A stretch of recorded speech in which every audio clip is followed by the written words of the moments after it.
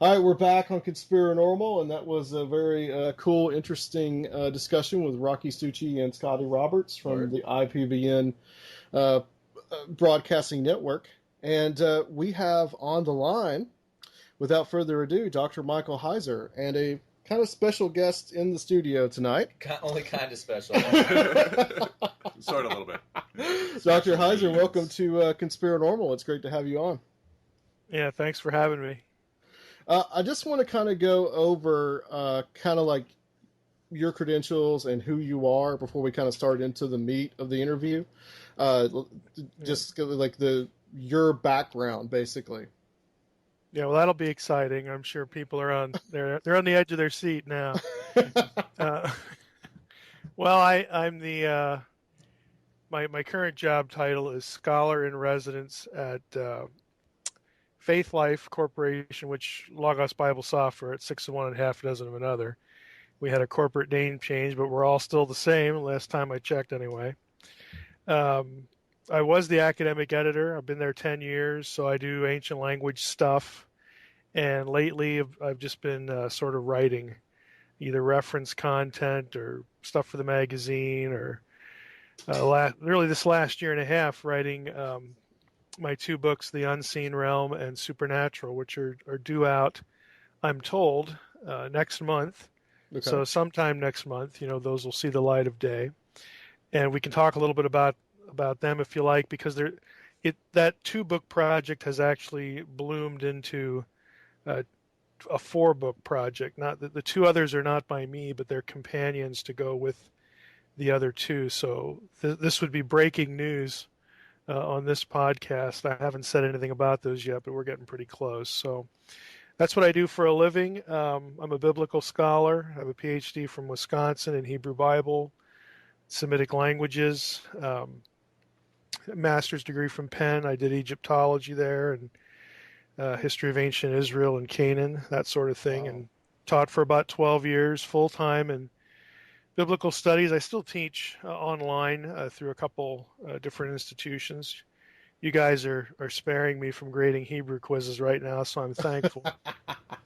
But I still do that. Still like to do something that you could call the classroom, even though it's online. But most of my time is Logos and writing, of course. Then I write a lot of my own with the blogs and whatnot. When you talk about ancient Semitic languages, that's basically would include, I suppose, like Hebrew.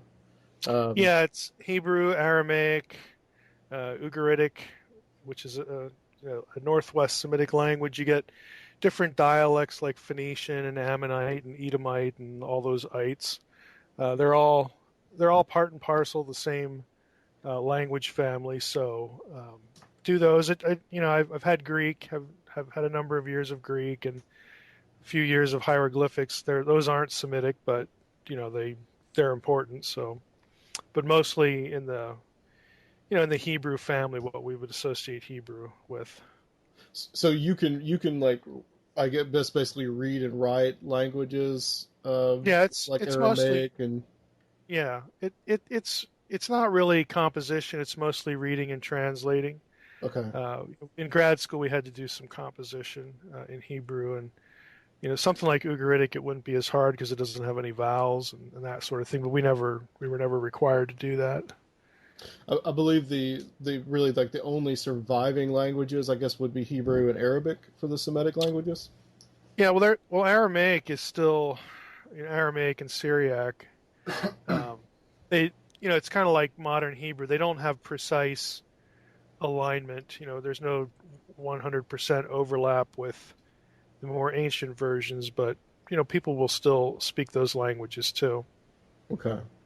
I believe there's like very few people that actually speak Aramaic. I think like somewhere in Syria.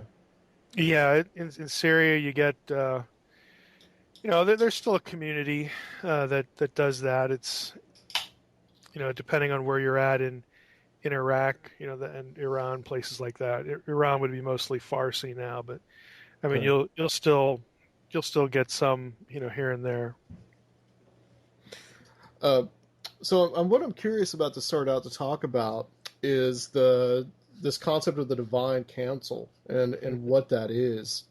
And whether the ancient Hebrews, the things that are in the Old Testament, some of the languages like the Elohim and let us create man in our own image, these Mhm. ideas, whether there is a somewhat of like this polytheistic streak um, in the ancient Hebrew belief. Hmm. Well, in layman's terms, the divine council would be God's heavenly host who work for him in some sort of bureaucracy or hierarchical relationship. The term actually comes from Psalm 82, the first verse of which says something like, God has taken his place or taken his stand in the divine council. It's Elohim Nitzav Ba'adat El. In the midst of the gods, he holds judgment. So B'karav Elohim Yishpot. The trick with the verse is you have Elohim there twice. Okay, God has taken his stand in the divine council. And Okay. since Nitzav is a singular participle, we know that we're supposed to translate Elohim singular. God has taken his place. The second Elohim, though, in the midst of, B'karav Elohim, you can't be in the midst of one. So the grammar tells you that that's plural. So in the midst of the gods. So Elohim as a term can be translated either way, God or gods. And the grammar dictates which one it is, and context to some extent too. But mostly it's a grammatical thing. I have this thing, I have a website called SitchinIsWrong.com because one of Zechariah Sitchin's sort of pet uh, beliefs was Elohim, it means gods. Well, it's spelled, it's shaped in academies, its morphology is plural, but we have words like this in English too that can be spelled or shaped plural, but the grammar has to tell you if it's to be translated plural or singular. We have words like deer, Right. D-E-E-R. Okay, well, I can't tell you if that's one or more than one until you put it in a sentence. And it's the same thing with Elohim. So I have this thing, this website where I, did this exciting, search for all the occurrences of Elohim, in the Hebrew Bible, with or without singular or plural verb forms. And I don't even know who reads that stuff anymore. But if you're sort of a fundamentalist Sitchinite, you just ignore it anyway.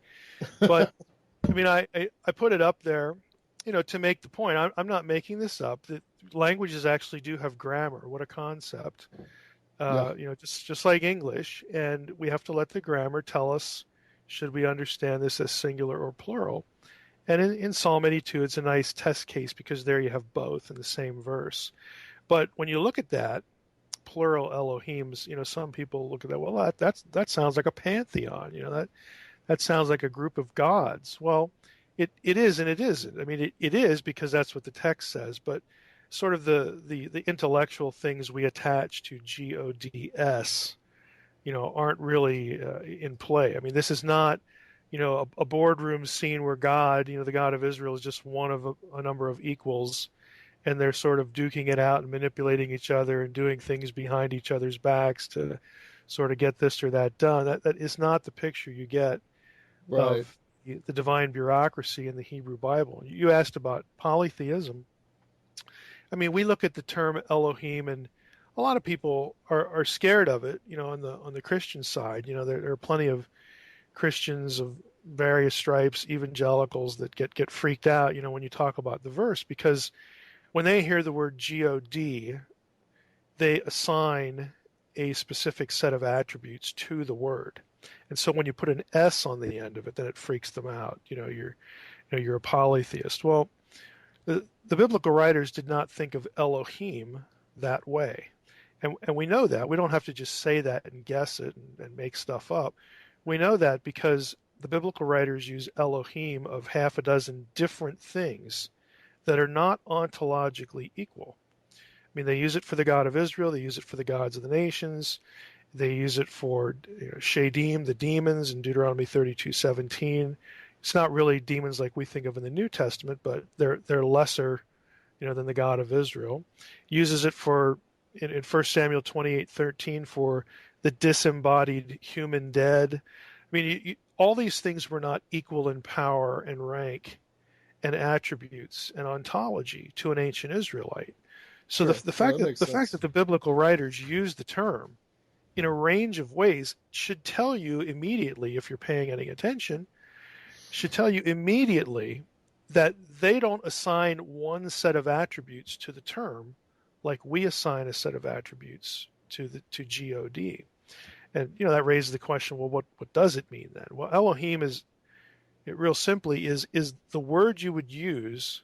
You would call something an Elohim if that something uh, by nature was disembodied and lived in the spiritual world or the spiritual realm, the unseen realm. In other words, not the realm of man, not the realm of embodied humanity. It's what I call a term of address word. It orients a thing as to where it belongs or where it comes from. It doesn't say anything about attributes. I mean, over in the spiritual world, there is differentiation. Yahweh, the God of Israel, is an Elohim, but no other Elohim is him. And the biblical writers are really clear about that because they describe Yahweh in unique ways. He's the only creator.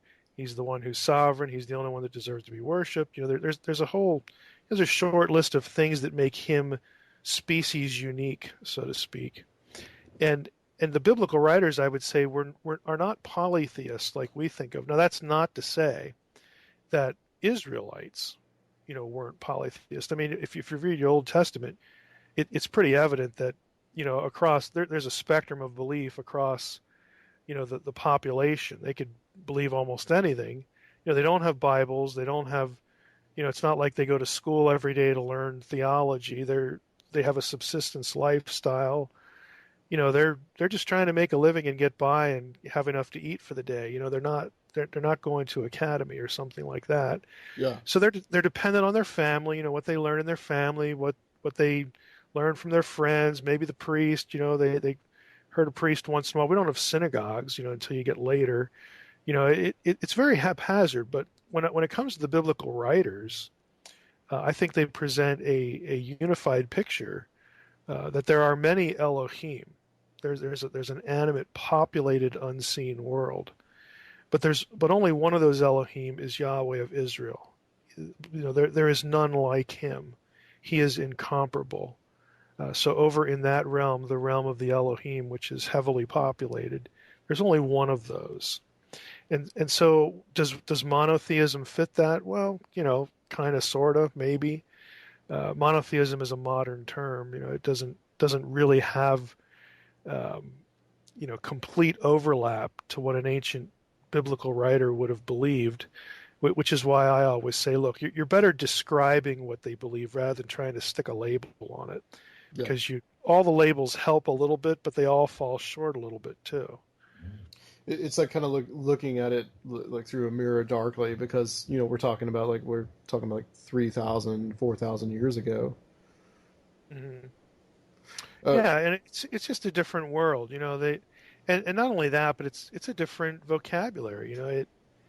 They use a particular term again that we can translate in English, God or GODS, and we can learn their language and know which one we should pick.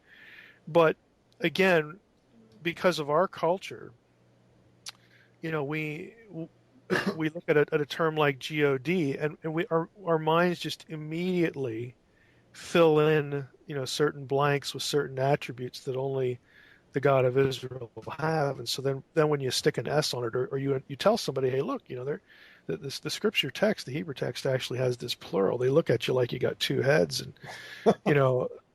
it just sort of freaks people out. Well, that's not in the Westminster Confession. Well, that's just too bad. I wish it was, and it ought to be, but it isn't. But let's just go with what the text says, and take the term in its own context, and we'll be fine. People who are patient enough to do that, they come to understand what it is and what I'm talking about. So the Divine Council. I mean, who is on the Divine Council? I mean, is there a particular class of? Are we talking about angels here? Well, again, that's sort of a convenient it's a familiar term that you could use. It's imprecise because a word like angel is really a job description. It means messenger. Yeah. So any given Elohim could be a messenger on any given day, tasked by God to do X, Y, Z. It just describes what a divine being would do.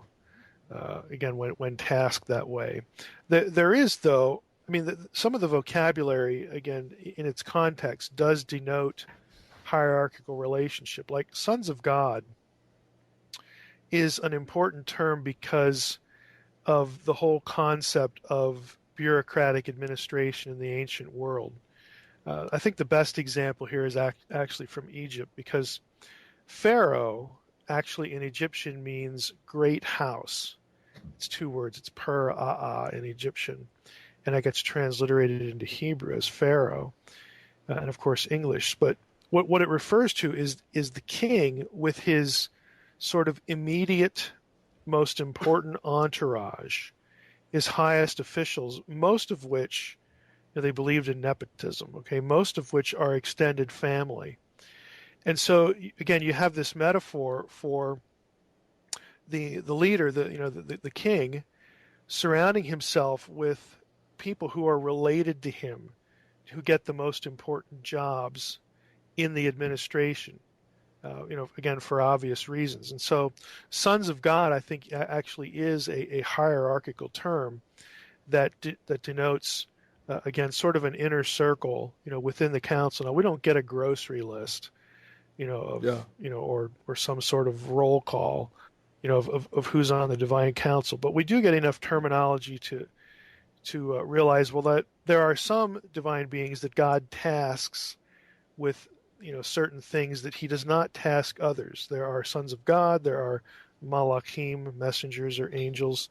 That's a lesser duty, but they're all members of this heavenly host, that, work for God or in some cases rebel, and, are on the outs, because of that, have to be dealt with. So, I mean, I think we're given enough to figure out, again, a basic bureaucratic relationship. And when you get to the Babel incident about the nations being put under sons of God, then it starts to fill out what are some of the things that God did in relation to or with respect to his counsel. How'd that go? Did it work? Did it not work? Were they loyal? Were they disloyal? That kind of thing. We start to get a picture of some of the workings of the council, even though we don't get, again, like a roll call. Well, I want to talk about the Watcher angels, and this concept of the Nephilim. I mean, this is something that you hear so much right now, all over the internet. Nephilim is everywhere, as I'm sure my friend right next to me can attest. Well, let me be bold and blunt. Okay, the unseen realm will. How can I put this and sound direct but not sound too inflated? Basically, anybody who wants to talk about the Nephilim is going to have to deal with my book. And I'm not saying that because it's me. I'm saying it because in the last few years, there's been really important work, academic work in the Mesopotamian material that has surpassed and superseded all work done to this point on the Mesopotamian context for the Genesis 6:1 through 4 episode. There have been new critical editions published of Gilgamesh, for instance, but there's one particular article written in 2010 by a guy named Amar Anas in the Journal for the Study of the Pseudepigrapha that's just it's just so far ahead and so much better than anything done on this topic that all work done on this topic for future reference must interact with that article. And what I've done in the Unseen Realm is I've taken that work and written my chapters about Genesis 6:1 through 4 in light of that work. And I can tell you right now, nobody on the internet has seen it. I can just tell you right now. Now they can choose to ignore it. Anybody can choose to ignore the text. They can choose to ignore the text in context. But anybody who's going to be talking about the Nephilim, if you have not dealt with that article or that article through my book, you ought to just excuse yourself from the discussion. I mean, it's that important. Again, and Anas's work is just wonderful. There are very few things as a scholar that you can look back on and know that when you read it, that this is a game changer. Everything done in this area is going to have to touch or deal with this work, and that guy's article is like that. And it's just, again, it'd been 20 years since anybody looked at the Mesopotamian context, and I can summarize it for you. Okay. Here, Absolutely. What Anas's article does, it's called "On the Origin of the Watchers," which of course is a Daniel term and a Second Temple Jewish term. But of course we know, because we're familiar with Enoch, that this is the term used for the sons of God in Genesis 6. Well, what the article does is it goes back to Mesopotamia and looks for the parallels to Genesis 6, 1 through 4. Specifically, again, and this is going to be a quick and dirty summary, there were beings known as the Apkallu in Mesopotamia. They are described both as divine beings and also, before the flood, they're divine beings. After the flood, the same term is applied to, for lack of a better way to describe it, hybrids, semi-divine and partly human beings who take the knowledge before the flood and preserve it, and it winds up, of course, in Great Babylon. This is Mesopotamian literature. So the whole point of the Apkallu story is that, hey, we're Babylon, we're the best, everyone else is just an idiot, and we're the top of the heap because we have inherited the knowledge that was from before the flood. And the way we inherited it was through the Apkallu. And it has every element of the Genesis 6, 1 through 4 story in it. The divine beings cohabiting with human women, producing, offspring that are, part of both. It's got before and after the flood. This guy goes into the material to this level. You can actually find in Akkadian material these beings referred to by different Akkadian terms that translate to watchers. Okay, now this is centuries before you get anything like Enoch in Second Temple literature. So what this tells us is that the Jewish thinkers, the people who produced Enoch during the Second Temple period, they knew what the initial context was for Genesis 6, 1 through 4. They knew its Mesopotamian roots, and they preserved them. Even though we don't have a lot of the material, we only have 4 verses in Genesis 6, okay? And you get a lot more in Enoch. But it tells us that the Mesopotamian background, the entire framework for how to understand those 4 verses in Genesis, they were tracking on it, and they understood it, and they preserved it. And that's why you get elements of the story that you can find in Mesopotamia. You can find them work their way into Peter and Jude through the book of Enoch. And it tells us, look, if you interpret Genesis 6, 1 through 4 any other way than the supernaturalist approach, you must ignore millennia of context. You have to just willfully say it doesn't matter and then go your own direction. So it does that, but what it also does is it also creates, again, a context by which when we talk about the Nephilim, we need to make sure that what we're saying, those of us who do, who want to honor a supernaturalist approach to this, the things that we do say, we also need to, make sure that they're in line with the original context that the biblical writer, who composed Genesis 6, 1 through 4, what he was thinking. And Anas's work sketches that out really, really nicely, and it has superseded everything in the academic community, everything in the world of scholarship done on the Apkallu to date. And again, I'll say it again, nobody writing about the Nephilim for the last 30 years 20, 25, maybe upward to 30 years, has seen that. So all the popular stuff on the internet, completely Yeah. ignorant of it. All your standard commentaries, completely ignorant of it. I'm just telling you, it's a game changer, and it's not that Mike did this work. When I say that people are going to have to deal with my book, that's only true in this respect because I have the whole goal of the book, the whole goal of what we're calling the unseen realm now, which used to be the myth that is true. When I was doling the draft out online, a major goal of the book was to take, high-end scholarship on all this weird stuff and make it decipherable to people, to the non-specialist, so that Right. they can start to understand things in their original context, and they can start to see the payoff, for scholars who work in these areas. The way scholars read the text of scripture is a lot different than what you'd hear in church. Well, there's lots of reasons for that. It's not a question of intelligence. It's just a question of training and time, and in some cases maniacal devotion, to what they're doing. But I don't want to be sitting there in my little office, with my dog on my lap, enjoying this stuff, and no one else can benefit from it. And so Right. that's the real motivation, behind again what we're calling now the unseen realm. I have a question about that, the about what you just said.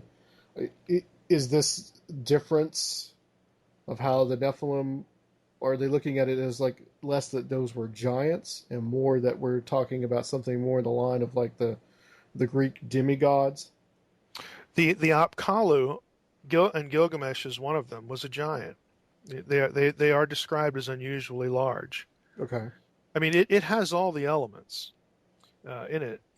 It's actually quite remarkable. I mean, because I've read articles before on the Apkallu, and it's like, boy, there are hits and then there are misses. But again, this guy just, I don't think it was a dissertation. I think his dissertation was on something else. But again, took it upon himself to just go back through all the material, since a lot of the tablet stuff has been, recollated because they discover different pieces of it, and it just gets reworked, like everything else in scholarship. Things go for a few years, or this is why you get reference books like dictionaries, 10-volume dictionary sets. Well, they have about a shelf life of about 20 years. And then some publisher will come along and either redo the one they have, or somebody will do a different one, because people keep learning things and discovering things and reworking things with the data. And that's all it is, but you just have to be aware of it. The giant element, for the byproduct, the thing produced by the cohabitation of divine beings and human women, it is secure. That is a secure Mesopotamian context. Okay. But the real trick though is in Scripture. I mean, you have the Nephilim, you have the giant clans anyway, and I think it's fair to say Nephilim too. You have them referred to as men. They are never referred to as Elohim, but they are referred to as men. For instance, Arba, who is the father of the Anakim, is referred to as, the man, a man, Adam. Genesis 6:1-4, the Nephilim are men of renown. There it happens to be Ish, but you get, those are the two main words for males, human males, and they're both attributed again to the byproduct of this union, but they happen to be unusually large, unusually tall. So you have stuff like that. You have the giant clans in Deuteronomy referred to as Am. That's the standard word for people in the Old Testament in Hebrew. People groups, populations, human populations. Right. So that again, that there are people out there who are looking at Nephilim, the giant clans, as some sort of, pardon the expression, but like an alien human hybrid or something like that. Well, you got to be a little careful what you say, because and they're trying to talk about genetics with this. Look, genetic variation does not mean speciation. Okay, humans are genetically quite diverse. within That's true. the group that we call Homo sapiens. No, That is no true. two genomes are going to be the same. All right, but in terms of their species, they are the same. So Right. I think there's a lot of confusing language that gets thrown out there on the web anyway. And you guys, I'm sure you guys are probably more familiar than I am with all the stuff that sort of has grown out of that. I mean, people have sent me emails about, oh, should we be hunting down tall people and killing them? And are they? I mean, I hope I've not. gotten these. Bob's in trouble. I've gotten these emails. Like this is a question. This is a serious question. Like, well, if they're really tall, that must be like leftover genetic stuff from the Nephilim, and so they can't really be human. It'd be okay to kill them, right? It just Dr. Heiser, or they it can't be gets crazy saved or out something there. like that. Well, I know it's just absurd. What can I say? I mean, It's absurd. we were talking about Bigfoot last night, and there's an actual spectrum of belief out there among some evangelical Christians that would say that Bigfoot is real and that Bigfoot is a Nephilim. Yeah. Well, pardon me if I'm not surprised. Did you want to ask something, Luke? Yeah, in all your years of study, have you ever had to agree to some kind of, clearance or what's the word I'm looking for to secrecy? Yeah, I guess. Have you ever had to agree to some like level of secrecy that you couldn't reveal to people? Interesting question. No, my wife or my life is not that interesting. So, I mean, it just isn't. So, no. Are you asking that because Jim Mars called me a disinformation agent in his No. last book?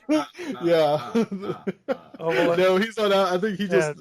I don't think he knows about that. But No, I mean, I was asking because, like, I was just thinking that there had, over the years, there had to be some kind of really controversial translation, that I guess I'm trying to say, like, the public wasn't ready for. You know what I mean? No, I mean, most of this, again, people keep working on things, and it's like English, people are still squabbling over how to translate, the Declaration of Independence and looking at the original, checking for the punctuation. And I mean, geeks do this kind of thing, it especially if it's an ancient text. I mean, people keep working at it. Other information comes to light and oh well, we thought the semantic range of this word was 8 possibilities. Here's a ninth. Well, now we got to go back and look at all the places where this word occurs and make sure we got it right. Do we want to plug this one in? I mean, again, this is what geeks do. This is what language geeks do. They can't help themselves. This is just how it works. So there's no secrecy to it. There is, people keep working at it. But what the major epic tablets like from Mesopotamia and Samaria, these things have been known and deciphered since the late 1800s. I mean, there's no secret waiting to sort of burst out. I mean, things do surface. Like a couple of years ago, Irving Finkelstein from the British Museum with the new art tablet that somebody had given to him when he was a younger man, and just it sort of got lost. And then he found it, and he translated the thing, and it describes a circular object that he can situate in the culture. And I mean, there are new things like that surface, but it doesn't change the fundamental elements of the flood story. In either version, it changes the shape. Well, okay, that's a new thing, so we're going to publish that. We're going to tell people about it, and that sort of thing. That happens all the time. But this notion of I'm sure you guys have seen Stargate, the movie. Yeah. Like there's three or four people huddled, under a mountain somewhere that are looking at the text and saying, "Oh, thank goodness no one's, put this into English in this precise wording, or we'd all be in trouble." That's just nonsense. The tablets are all out there. They're published. You if you really want to waste some time, some afternoon, just Google something like digital or high resolution cuneiform tablets. There's tens of thousands of these things on the web because they get archived now with the new technology. They're all available. Anybody who works in the fields can go look at them. then scholars are proud of that, and especially cuneiform people. They are actually, I'll give them a hat tip here. The people who work in cuneiform stuff are a little ahead of the curve when it comes to high resolution, digital photography. They were on that as soon as it came out publicly available. Right. They've actually done a good job of making things like that public. But yeah, Jim Mars has me as a disinformation agent. That you'll love this. On my Sitchin site, I talk about, I do this video of me searching the electronic text corpus of Sumerian literature for the term Anunnaki. Basically again to show people now, don't trust Mike. Go to the website. Here's the URL. Put the search term in. Hit the button. And you'll get all the occurrences, and then hit TR for translation. And you can see, all the places where Anunnaki are mentioned. You're not going to get them on the planet Nibiru. There is no planet Nibiru beyond Saturn. All this stuff. Just go look. I mean, you just crushed my mom's hopes and dreams. Yeah. Well, look. I am the place that ideas like that go to die. I understand that, but because I put this up on the web. Well, Mars had me as the person who ran this project or did this project, so I was paid by the government. Look, I'm not part of I don't go to UCLA. I never did. Hey, Jim, pick up the phone and call UCLA and ask them if I ever worked there. So much for the great Jim Mars and his investigative powers. It's a phone call. Okay? I mean, good grief. I just want to say real quick while we're on the subject, I love the website, and I love the way you presented it all as, don't trust me, here's the evidence, go do it. Don't trust me, here's the evidence, go do it. Look at this, here's the evidence. Do you ever go around the house cursing or praising significant others or siblings in ancient languages? I don't. I don't. I'm blessed. So the only thing that makes me want to swear is Facebook and iTunes. Wow. So, yeah. You may want to be one of the few people that would watch the movie Sinister and just roll their eyes really completely. Me too. It's ancient Babylonian god or something in that movie.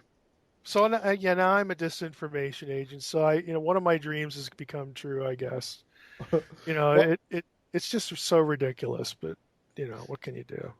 Let's talk about let's get into the Sitchin stuff. I really want to get into that because that's the real meaty kind of stuff of just how he was wrong, and maybe a little bit of a speculation where some of his ideas come from and what kind of purposes they even served.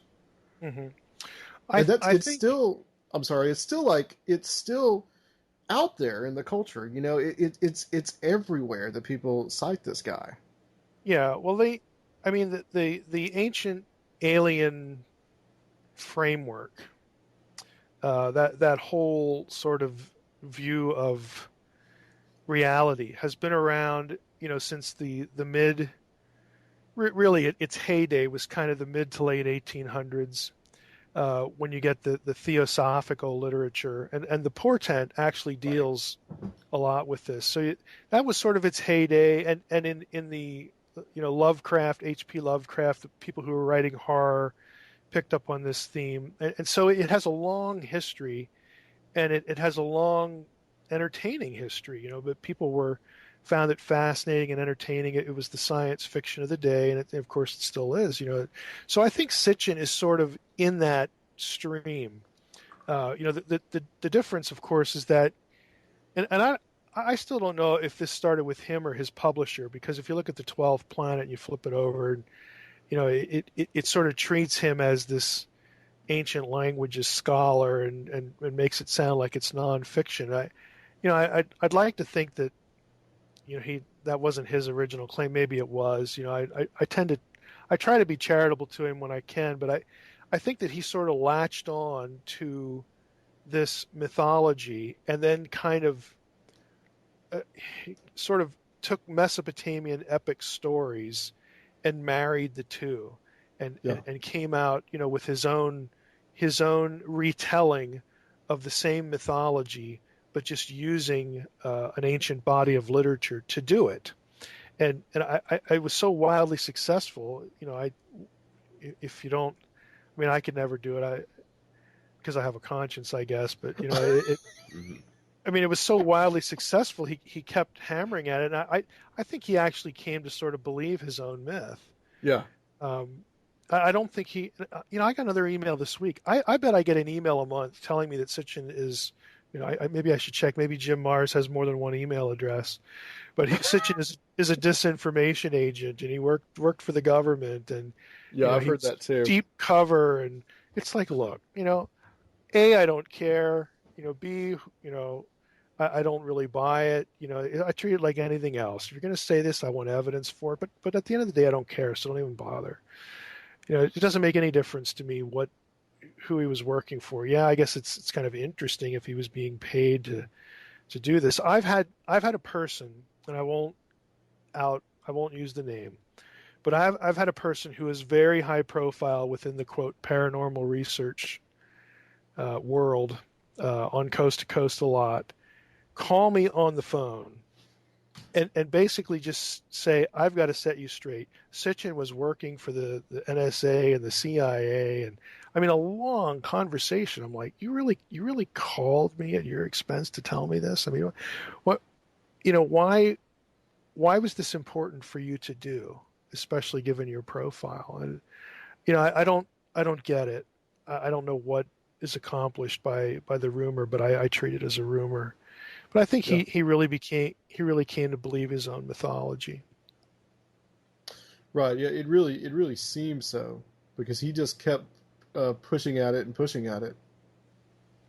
Yeah. My gripe with him is that, look, and again, his followers, that, the people who get angry enough to email me deserve the label fundamentalist Sitchinite, so I feel okay using that. Yeah. But look, my beef is that, look, the core elements of what he's saying, that the Anunnaki are extraterrestrials, that they come from the planet Nibiru, that Nibiru cycles through here every 3,600 years. I mean, these are falsifiable things. And all you need to do is again, use the tools that nowadays everybody can use on the internet, and go look up these terms. I mean, the whole Chicago Assyrian Dictionary, 30 volumes or whatever it is, it's in PDF. It's there. Wow. You don't even have to pay for it. Just go look it up.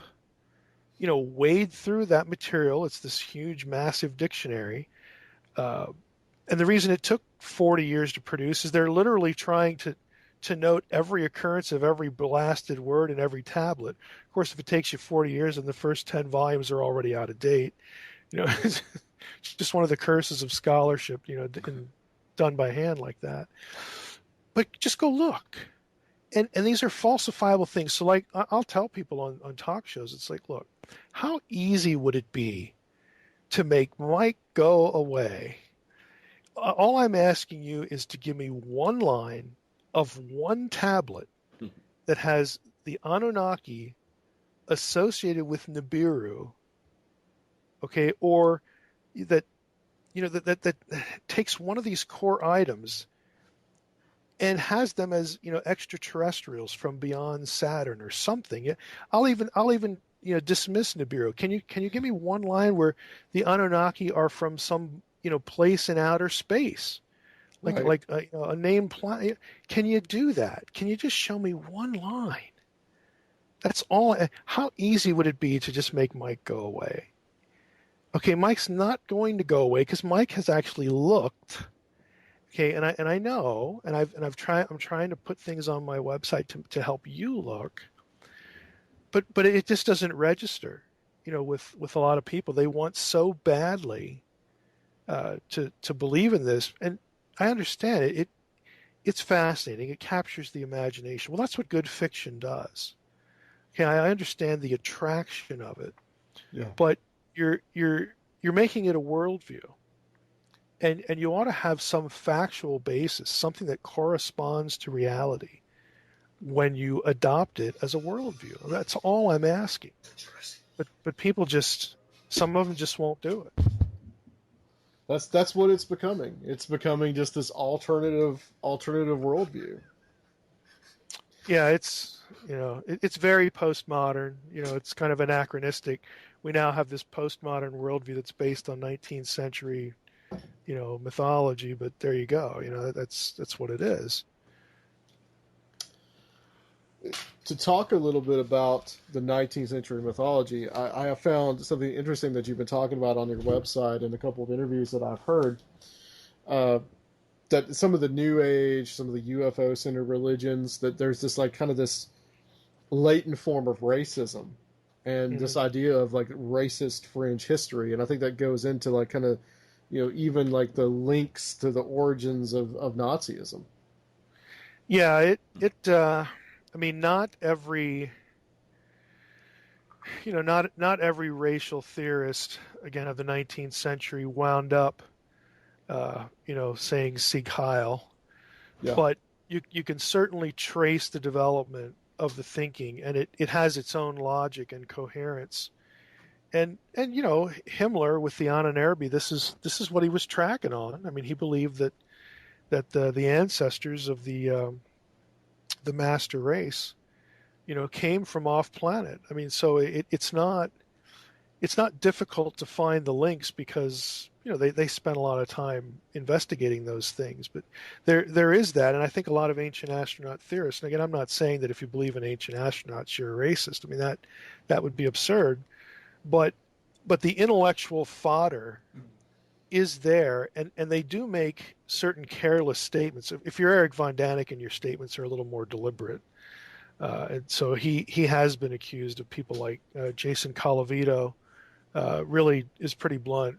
He calls von Daniken a racist because he does. This is the second time von Daniken has come up in a negative way tonight. Yeah. It's this whole. There'll be these offhanded comments, about how the Egyptians and other peoples in the old world, they just weren't smart enough, to do this stuff. They must have had, right. Outside help. And then, when it comes to the new world, it's, think about what's being said. It's people from, the old world. And some will say, these weren't like Phoenicians or Egyptians, crossing the Atlantic.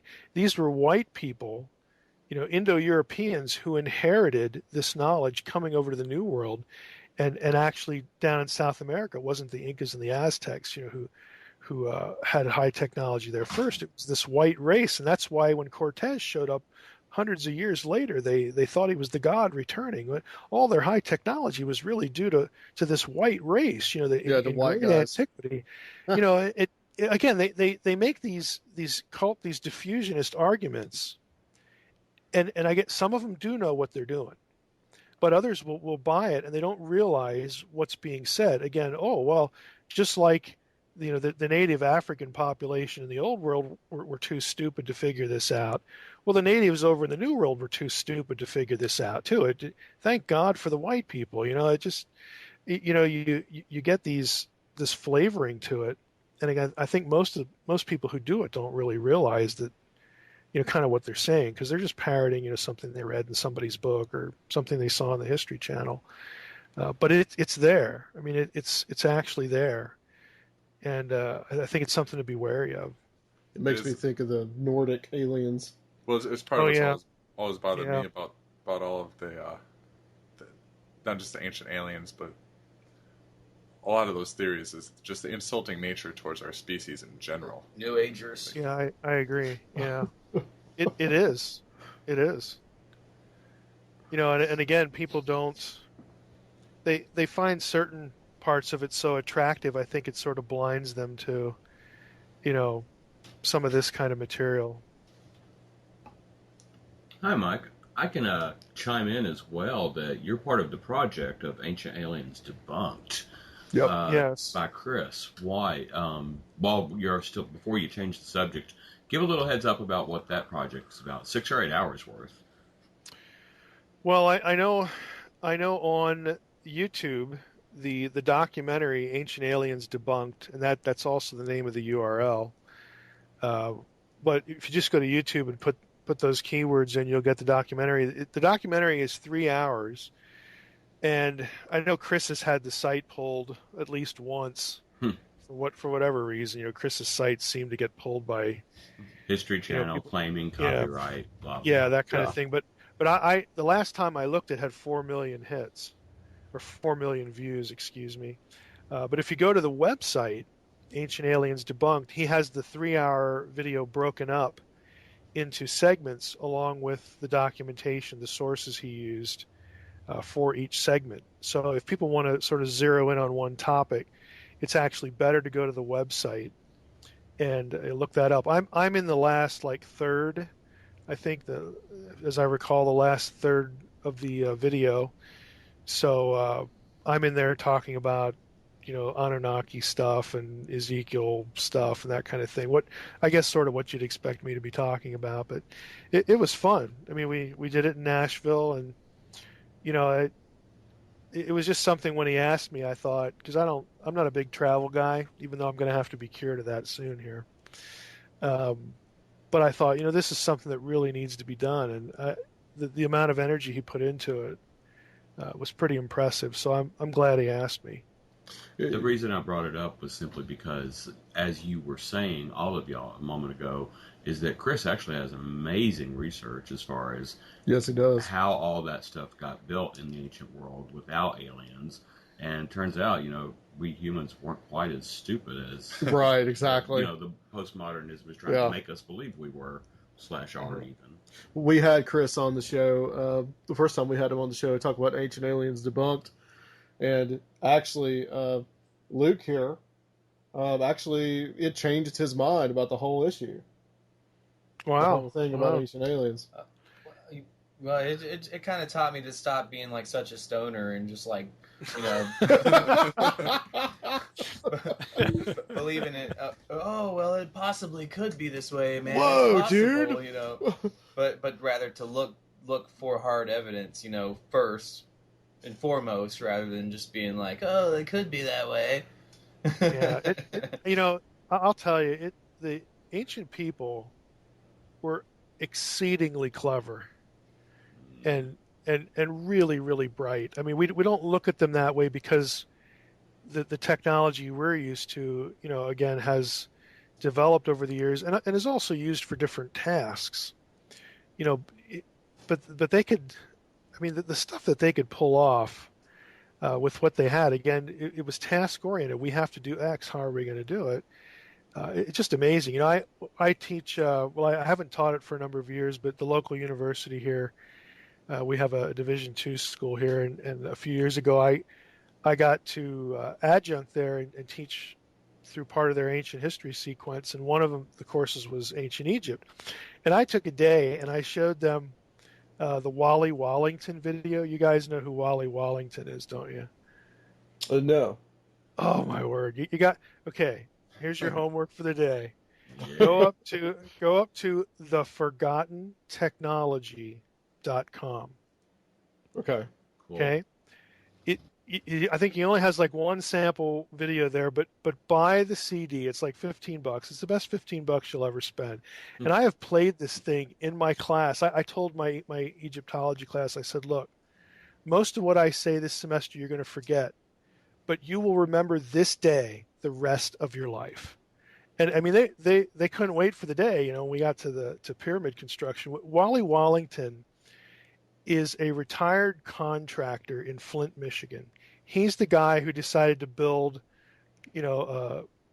I'll use the word miniature, even though the pieces were 25,000 pounds, a miniature Stonehenge in his backyard.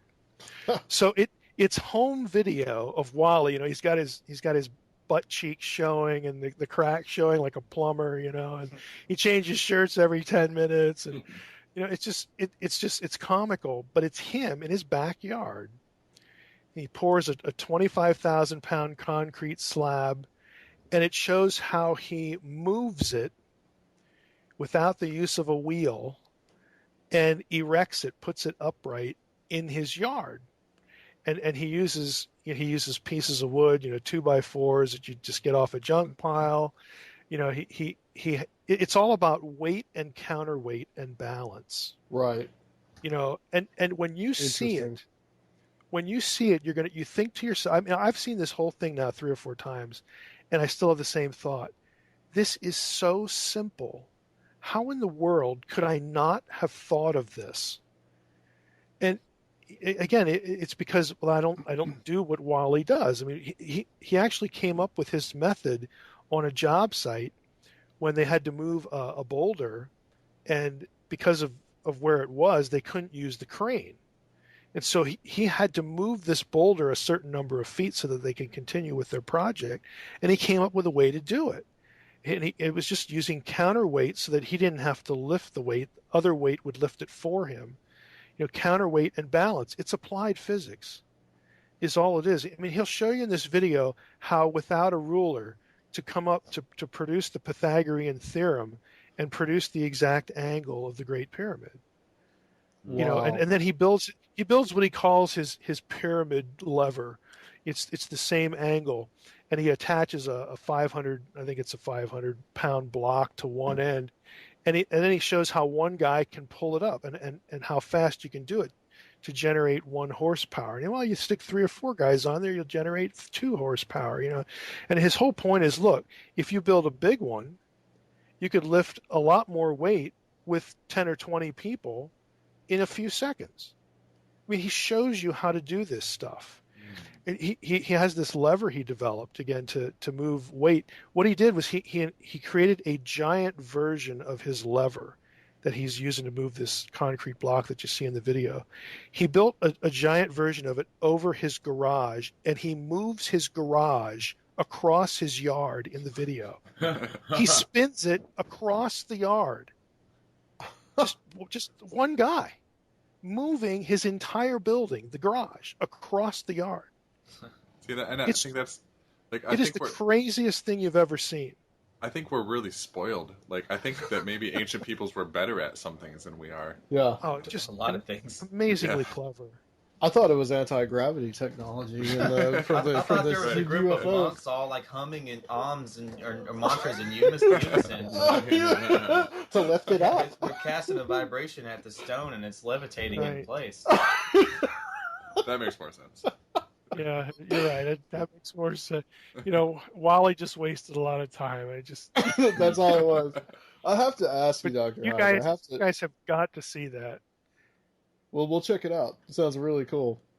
I have to ask you about like some Christian researchers that are out there that almost go real close to the ancient alien theory. Instead, they just replace it with the whole Nephilim concept, and whether that's something that's real or not. But you have people out there that are looking for elongated heads and these kind of things. How do you feel about that kind of research that's being done? Well, I don't look at it very positively. I can't get inside their heads to know.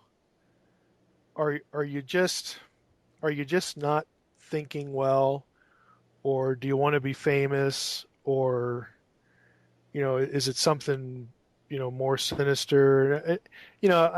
I really try to not think of it in those terms, but I do think some people are pretty close to jumping the shark here. Mm-hmm. And I don't know why they can't see the danger, and again some of the pitfalls we've already talked about to doing this, because as soon as you hang biblical truth on this set of ideas that are pretty easily falsifiable in a number of places, then that's going to it has the potential to take down biblical truth with it. And I don't see why they can't see those points of connection and the danger to it. Again, I can't speak for anybody what they're thinking, but I don't view it positively. Guy can tell you that my sort of general rule of thumb is, like when I would go to a Roswell conference or any other conference or do a show, it's like, look, I might hear what you say and think to myself, no pun intended, but you don't have a prayer of being correct here. But I will not say that because if I think that your heart is in the right place, I'm just not gonna I'm not gonna bother with it, because I know that what you're saying, even though it's flaky and it just, I to call this bad interpretation just doesn't say enough. But at the end of the day, you're not harming anybody, and you're not putting Scripture, necessarily in a position of being overturned. That people can poke fun at your interpretation, but at the end of the day, it's still going to be this thing that can withstand criticism. But there are some that it's really hard to look at what they're doing and not feel that there's just good is just not going to come of this. Again, people who are caught up in the alien thing, they need somebody to be investigating this stuff. And again, so even if I think they're wrong, those people have really worthwhile ministries, because they're helping people keep their faith in light of some experience they've had, or in light of something they've seen on TV or whatnot. But when you start marrying the faith to those same ideas, right, again, as falsifiable as they are, that to me is really dangerous. And I'll go even further. There are some people, Guy can tell you better than I can. The world of ufology is a dark place. Okay, it is filled with people who are unscrupulous and really do what they do to make a buck. And if they need to use you to make another buck, they will. If they need to dump you to make a buck, they will. When you start marrying your own efforts and your own work to some of those people, I just don't see how any good can come of it. What I've seen with Mike when he was saying that he can hear some Christian researchers, whether he's at the event personally or not, and the thoughts that he shared he had is, I want to venture just first a guess that with Mike's levels of education, you have probably had to adopt that practice as a discipline anyway. I mean, I'm sure you cannot sit through church on a Sunday or Wednesday without that same feeling, sort of. Yeah, no, it's and true. Therefore, yeah, you can't be the police of everything that you just don't happen to disagree with, though. And I'm glad that you look at. Well, it's the dark side of having a PhD. Okay, that because if you have a PhD and you start interjecting yourself at every point, you got this wrong in the sermon. Oh, you said this in a small group, and that's just nutty. I mean, when you start doing stuff like that, it just destroys people. Yeah. Because it takes away the enthusiasm they have for studying Scripture. It harms them, and you become a bully. You become perceived as a bully, and that, again, it's just the dark side of it. So we've been at where we're going to church right now. We've been there for a number of years, but on the occasions we've had to church shop, I've told my wife, I said, look, we're going to go visit this place this week.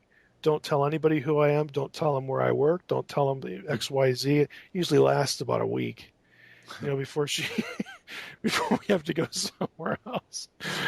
But it's just this. People get intimidated, and you become deaf to small groups. You become deaf to, things that people should be enjoying, and participating in. And I don't want to bring any more of that into my life than I have to. And so, yeah, I've more or less just adopted the position that it's just best to just shut up. But I've also seen you pipe up on the Zechariah Sitchin that we were discussing earlier.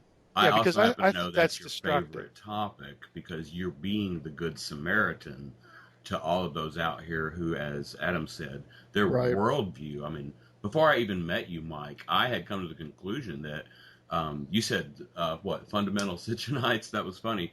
I had used the phrase, it seems like that a lot of the Sitchin people, that not Sitchin himself, but his followers, as you said, they are he's 501c3 status short of being the next L. Ron Hubbard.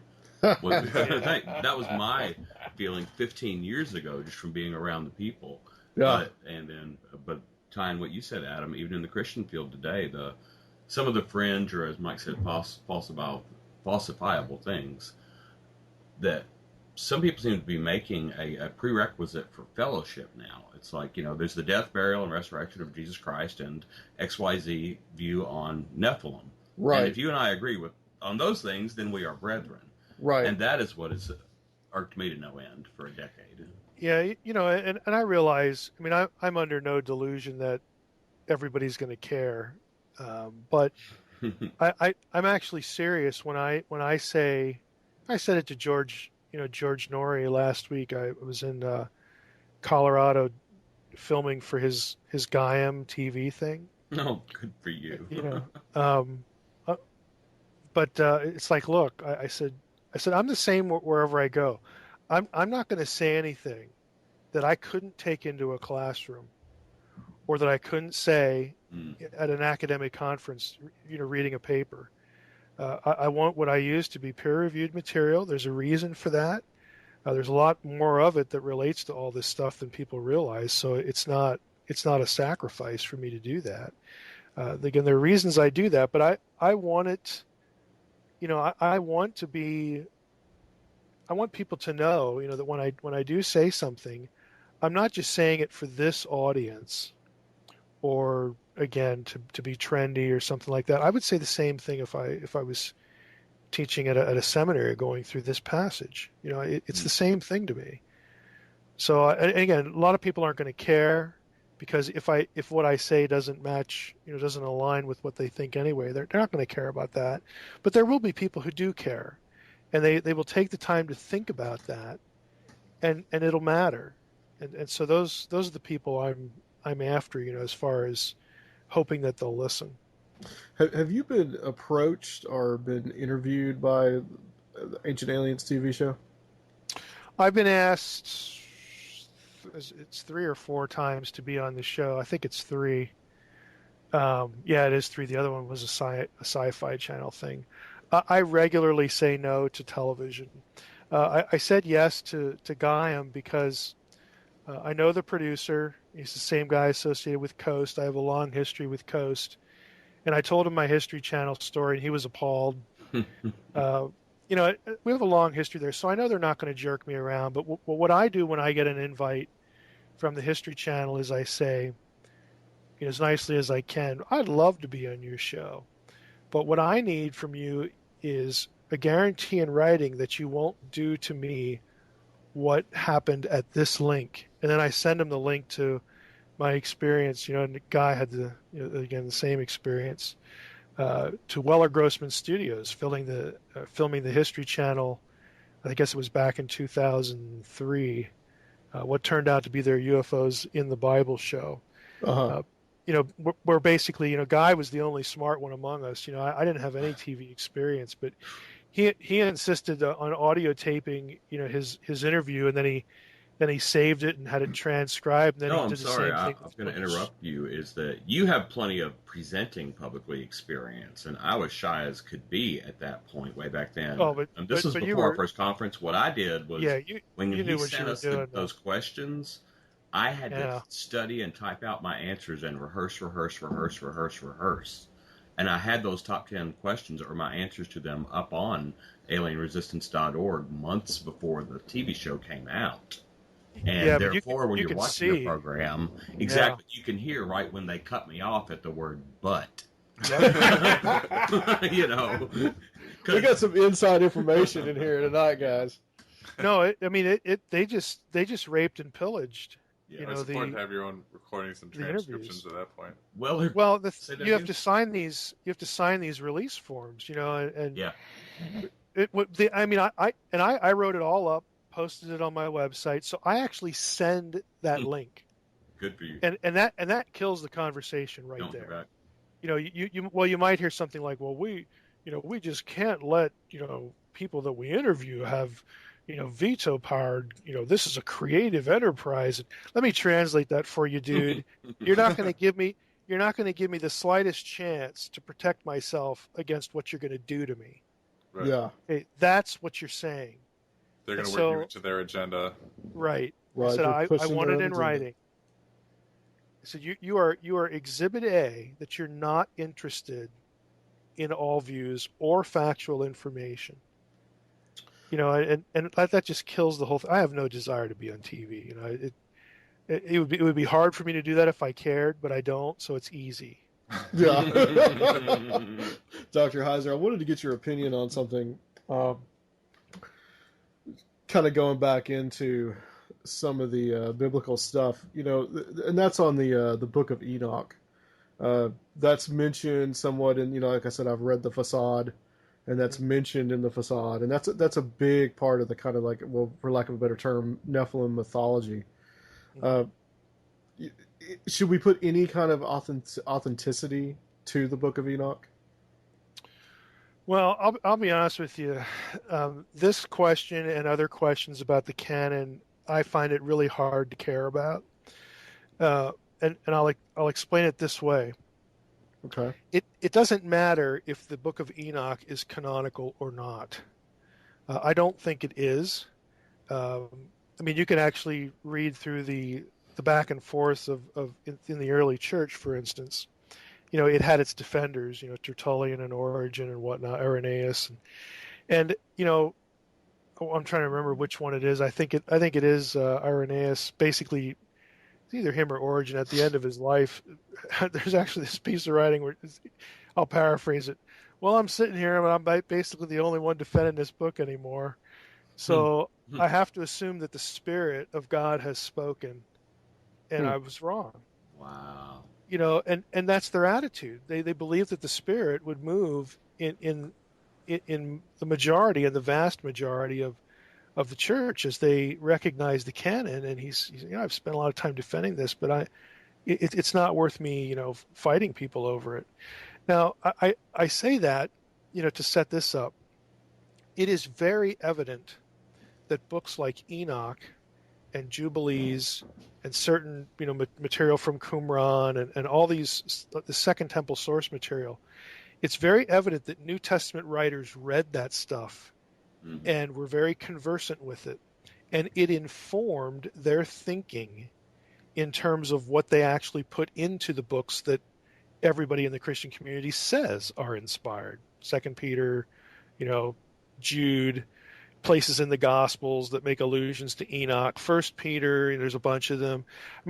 So on the one hand, look, I don't care if it's inspired. What I do know for sure is that these books helped biblical writers articulate what it is they thought and what it is they wanted us to know and to think. And that should be good enough. That's good enough reason to go read them and take them seriously. You don't have to believe they're inspired. Something in there might be goofy, and you just assign it, you throw it in the goofy bin. Fine. Okay? But it helped them articulate what they did write about. And again, that part of that is a supernaturalist orientation to Genesis 6 and other things. So on one level, I don't care if I get to heaven someday and God says, well, you did a good job, but you missed on Enoch. It really was canonical. I'm not going to go away disappointed. Okay? If that's my entrance interview, I'm okay with that. Right. But it just doesn't matter on that level. So I don't need to second guess the canon to see value in reading Enoch and other books. Thank you for putting it that way. From the swayer both ways I've gone on that in my decade plus. It reminded me though. Thank you again, because when Mike says that he doesn't often judge or speak when he knows someone's wrong, he was actually present for the first time I ever publicly talked on that topic, and I'm like, whew, looking back now to what if I knew then what I knew now, it's like, man. Oh, I'll have to go listen to that again and blog about it. Is that what you're saying? No, please don't. I'm just like really, really grateful that you didn't rip me a new one publicly or privately at the time, because I've liked the man you were describing. Kind of recanted. I'm all about winning hearts and minds. Well, I think that exemplifies what he was talking about. I'm all about winning hearts and minds. Your heart was in the right place, and you've evolved and grown since then. Right. Thanks. Yeah. Luke has a question he wants to ask real quick. What do you make of the ancient Sumerian kings ruling the throne for 10,000 years and 12,000 years and 15,000 years, 36,000 years, 36,000 years, and so forth?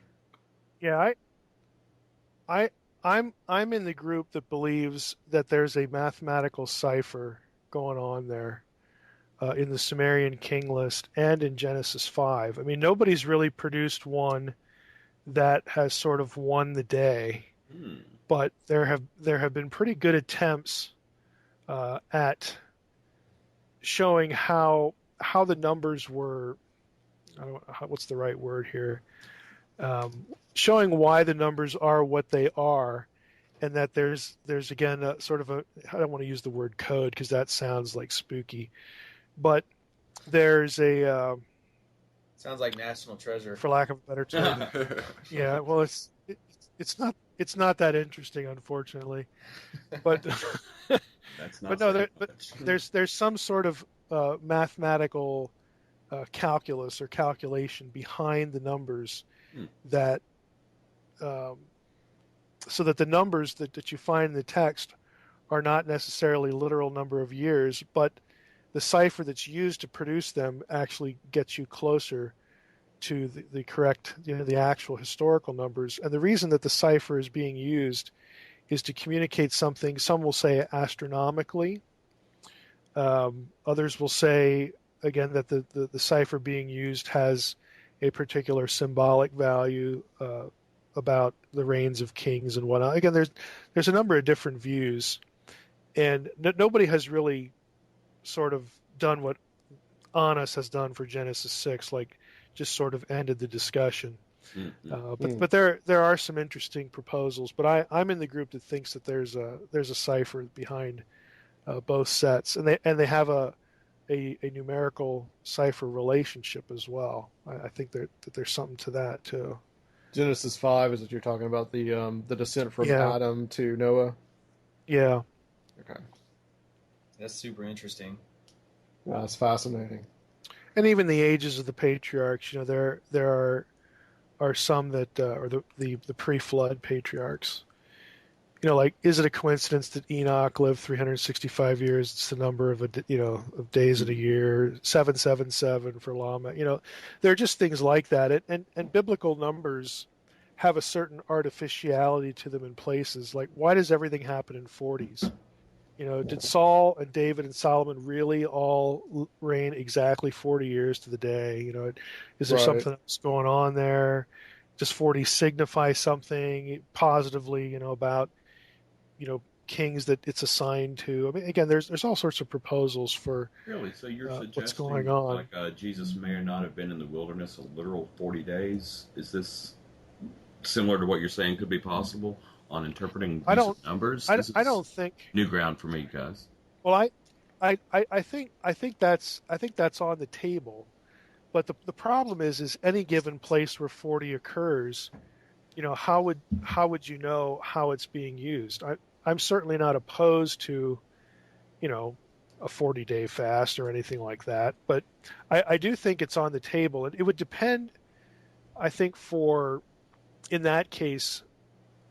And I'm not interested enough to say that I've actually gone and looked at this, but it would depend in that case on if there are things in the passage that draw on certain Old Testament themes or events or something that sort of links the 40 back to something that might also be in relationship there, or something the gospel writer is doing in terms of their own use of numbers. I don't know. There are people who spent a lot of time on this, and gematria. This is that's not necessarily gematria, but gematria is another quote unquote form of numerology. Gematria does occur in the New Testament.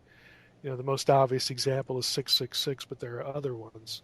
So they are doing stuff like this, again, to telegraph to their readers who would pick up on it a certain thought. When the reader hears this, the writer wants them to think a certain thing. And a lot of those things are lost on us because we're chronologically so far removed, and it's just not our world. So a lot of those things for me are on the table, that you could have I think Jesus' temptation was a historical event. I think it actually happened, but there may be something significant about 40 that we're missing. And I don't spend enough time in numerology because I kind of stink at math. But I don't spend enough time in it to really go beyond that. But I know in other places, yeah, there is something going on. I'll give you an example that isn't obvious that I'm convinced is gematria. When Jesus at Jesus' baptism, it says that the Spirit of God descended upon him like a dove. Okay, there's no. People have looked for Old Testament antecedents to that. The spirit as a dove, and you don't find any. The only thing you find is like the Spirit of God hovering, in Genesis 1, but it never refers to a dove there. And even when you get that particular participle, it shows up in Deuteronomy 32. It's not a dove, it's an eagle. So there you have all these disconnects. Well, I don't think coincidentally, if you take the Greek word for dove and assign, numerical values to the letters, you do gematria, that sum total is the same sum total as the Greek letters alpha and omega. So it's a cryptic way of referring to Jesus as the alpha and omega. And it's in the book of John, which is where we find alpha and omega in the book of Revelation. It's the same author, which is also where we get the 153 sheep, which I don't want to say anything about because some of you have not read the portent. Okay, so, right. but I mean, this stuff does happen in the text. So I'm at least open to the notion of there could be something lurking under the surface. Well, Dr. Heiser, in the kind of the time that we have left, can you tell us a little bit about your books and where people can get them, and about your web presence? Mm-hmm. Well, my homepage is dr as in doctor msh.com. It's very clever, doctor and my initials. So drmsh.com, and that's sort of the nerve center for everything. So if you go up there, you can find links to my novels, The Facade, and then its sequel, The Portent, and the nonfiction books that are going to be coming out pretty soon. The Unseen Realm is my academic book on all things divine counsel, and it's not just angels, demons, and that kind of thing. It's from Genesis to Revelation. It's a sweeping survey of biblical theology from Genesis to Revelation, with special attention to how the unseen world interacts with our world, and how the language and the terminology and the concepts hook into each other at all sorts of places. So, again, it's an academic where it's 380 pages. There's a second book coming out that's a shorter version of it, a non-academic, sort of a trade book, that's about a fourth of the length. And that's just, again, for people to whom these ideas would be totally new, and really even new believers, that kind of thing. But the Unseen Realm is for people who have a decent amount of Bible under their belt, pastors, that kind of thing. So those are the two that are going to be coming out, I'm told, sometime by the end of May, sometime in May. So Excellent. all of that's accessible through the website. People can subscribe to my blogs. They're all accessible through the main page. My podcast, the same thing, or follow me on Twitter. Excellent. Well, thank you, Dr. Heiser, for coming on. Stay on the line for us. We're just going to close this out. And, sure. Guys, we'll be right back on Conspirinormal. Okay, guys, we're back on Conspirinormal. The world did not end today because of the Pope's visit. But we have on the line Dr. Michael Heiser, and, of course, still sitting in with us, Mr. Scott. I almost said Dr. Scotty Roberts. Enhanced your position there, Scotty. I'm sure you don't mind.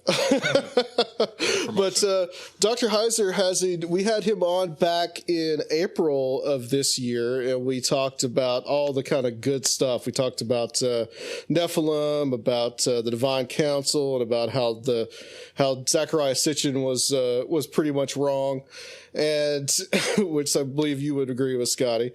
And I absolutely agree with that. Man, you've just in introducing him, I've already got 10 questions I want to ask him, so I'll shut up over here until the opening comes.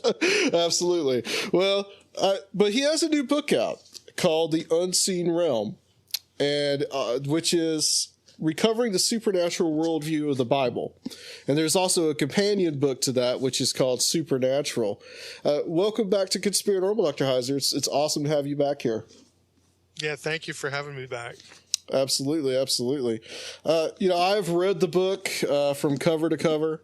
As I've said while we were talking here, I thoroughly enjoyed it. It's an interesting book. I'm not quite sure if I grasped everything in it, but definitely, so it might be something I would have to probably read again in chapters to kind of digest it all. But we've kind of covered the divine counsel stuff in our last show, but what I wanted to kind of get at your idea is kind of like, what's the importance of kind of studying the Bible in its original context, and by that meaning studying it as putting ourselves in the place of like the people that wrote the Old Testament at the time period. Mm-hmm.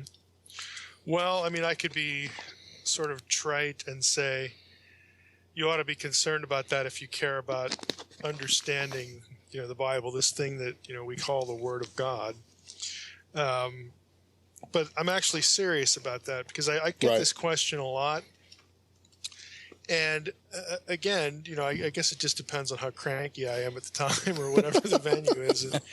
I mean, but I'll say stuff like that. Look, well, it's not important, just sort of, tune back into American Idol or something. It's not important if you don't care about understanding Scripture. I mean, if you, whether you put, assign any theological, or confessional commitment to it or not, this is an ancient book, actually a collection of books that is intelligently put together.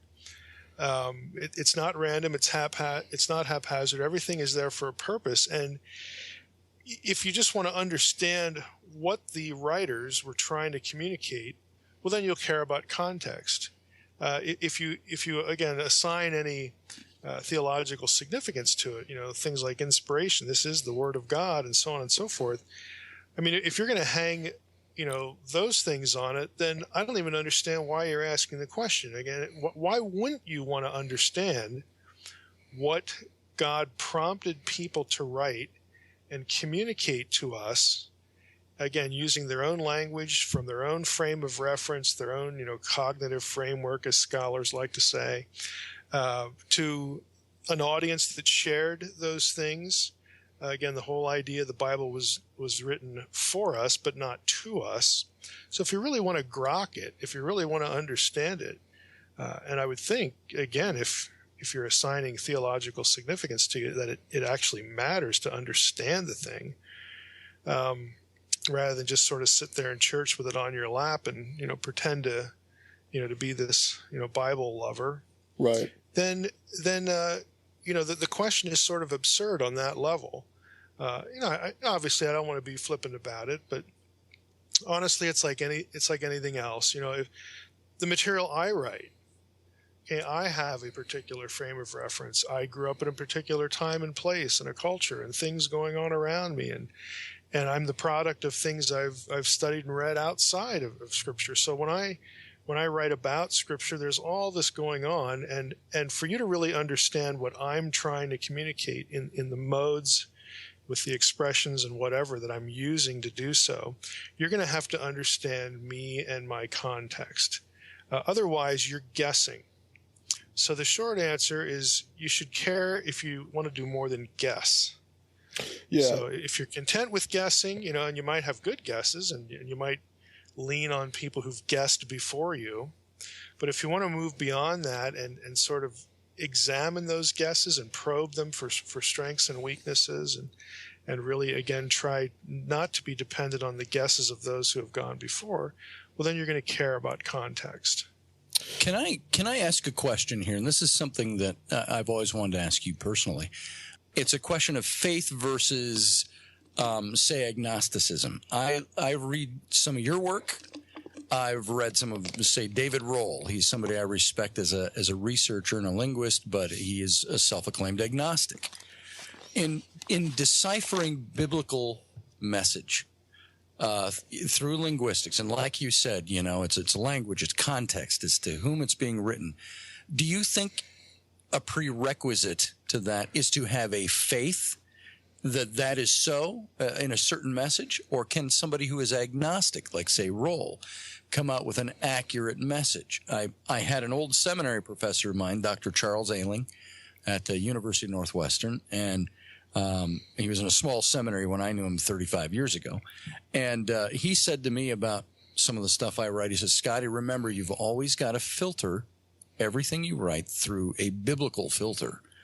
And I said, well, Doc, isn't that then saying I'm only going to look at this one way? Should I step outside of that box and consider it from other angles? So my question to you, if that rambling question makes any sense, is, does it take a faith to understand what the scripture is saying in a certain way, or can somebody write about that saying, I may not believe the faith, or I'm agnostic, but I accept that there's efficacy to the words that are there? What's your take on all of that? Yeah, I'm not one that believes that you have to be a quote unquote believer, or have to have a faith commitment to accurately understand scripture. I know Chuck, and I can see him saying that, but I don't think that is really the case, because I mean, if you are, again, if you're a competent person in the original languages, if you really, have your head in again, the primary context, the primary, sources in other regard, I don't see whether you assign, again, a faith reality to XYZ text. I don't see how that inhibits your ability to understand the text. I think that idea is a bit artificial and contrived based upon pulling certain texts of the New Testament out about how the Spirit would guide us, guide you into all truth and that sort of thing.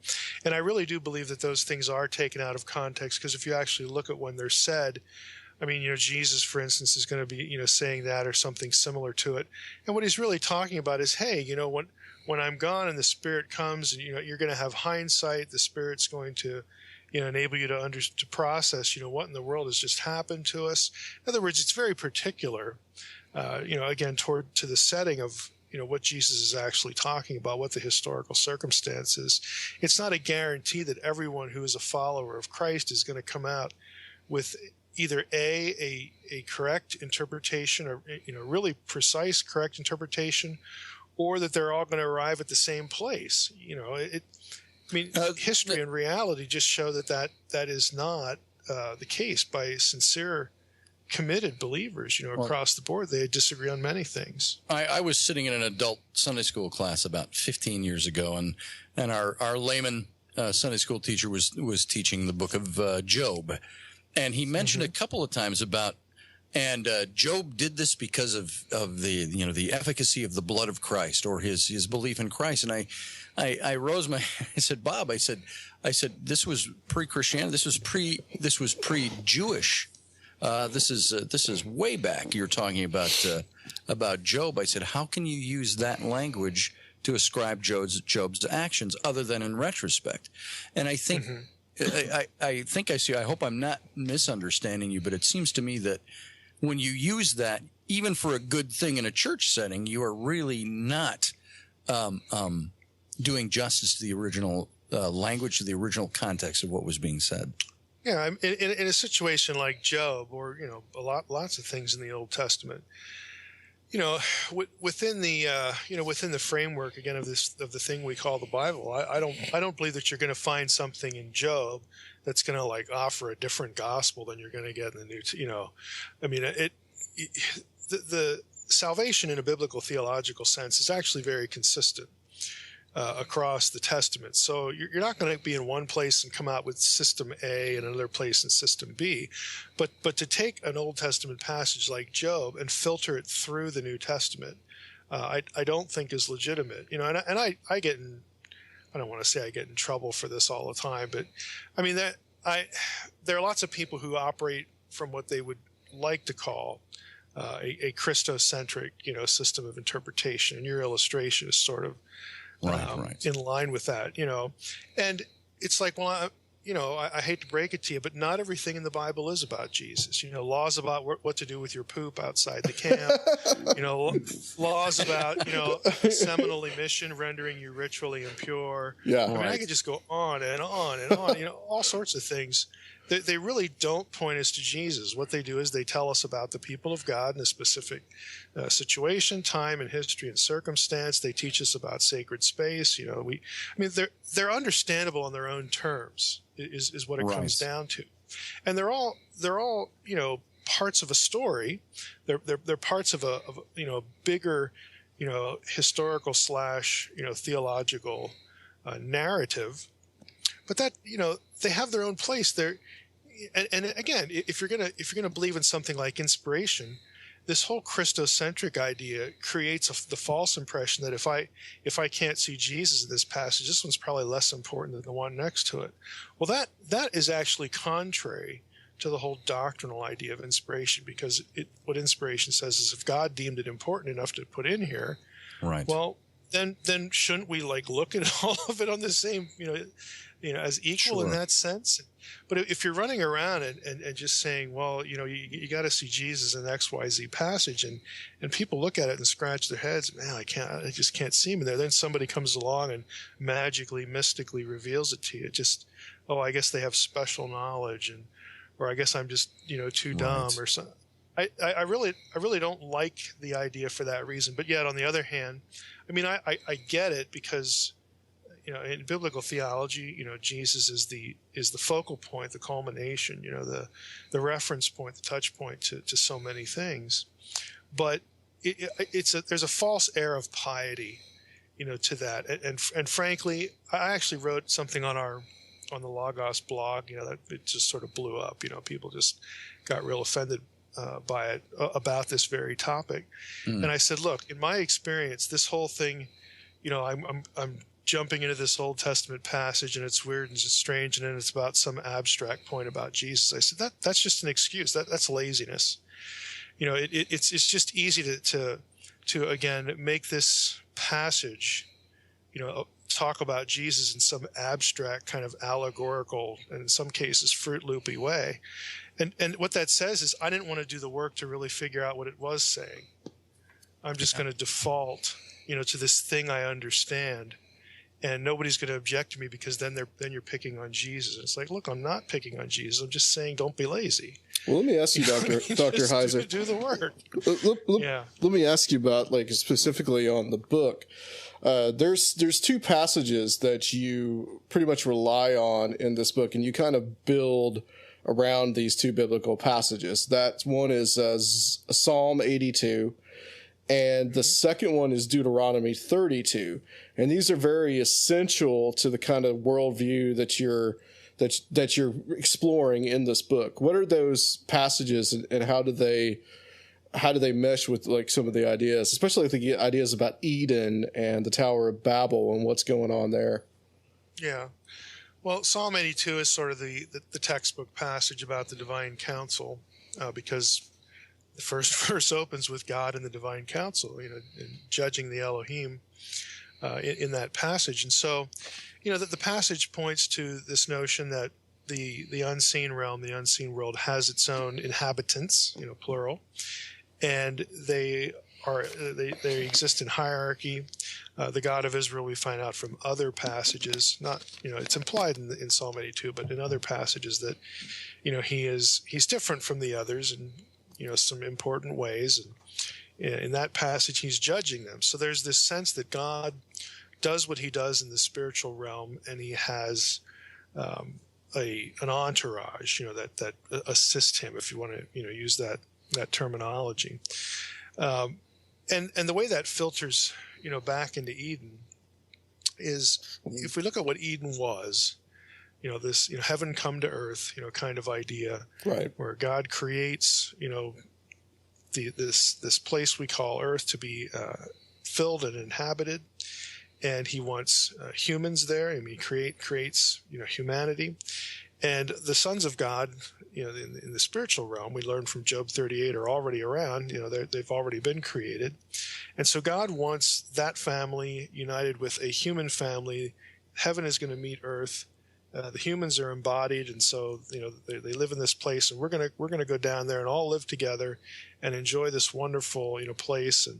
And every my family, it's a family business. My family's gonna live with me and work with me and participate in doing the things that we need to do now to maintain this place and enjoy it.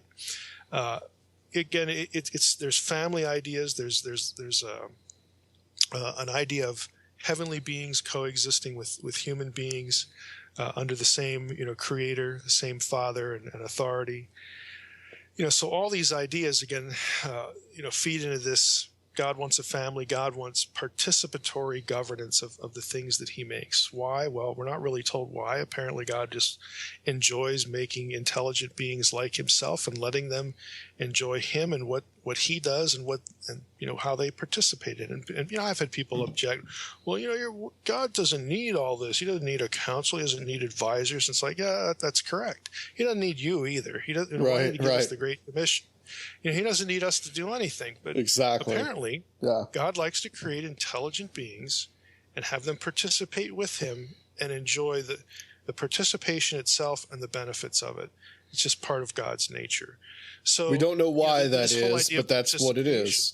Right. We don't know exactly why, but that's the picture that clearly emerges.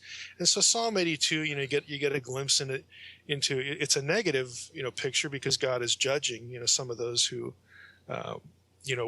were negligent in their task and frankly hostile in that context because they're being the gods of the nations are being judged for being unjust, not ruling the people assigned to them in Deuteronomy 32:8-9 justly according to the laws of the true God. And so they're going to get judged, they're going to get punished, and so on and so forth. So that Deuteronomy 32:8-9, Psalm 82 are just part of this, again, sort of all-encompassing, worldview that begins in Eden. The little kernels of it in Eden. You get to see what God desires and wants, and then if everything, again, quote unquote, goes to hell in a handbasket, because he has to make these beings like him, and part of being like God, part of the theological term is part of sharing God's communicable attributes. One of those attributes is freedom. We don't possess it to the same extent God does, and we certainly don't have his nature, but nevertheless, to be like him in any coherent sense, we can't be robots. Right. We have to have free will. Make decisions. Right. And so that's just part and parcel. I mean, God's not surprised that we screw up because that's just part of the potential, because they're not me.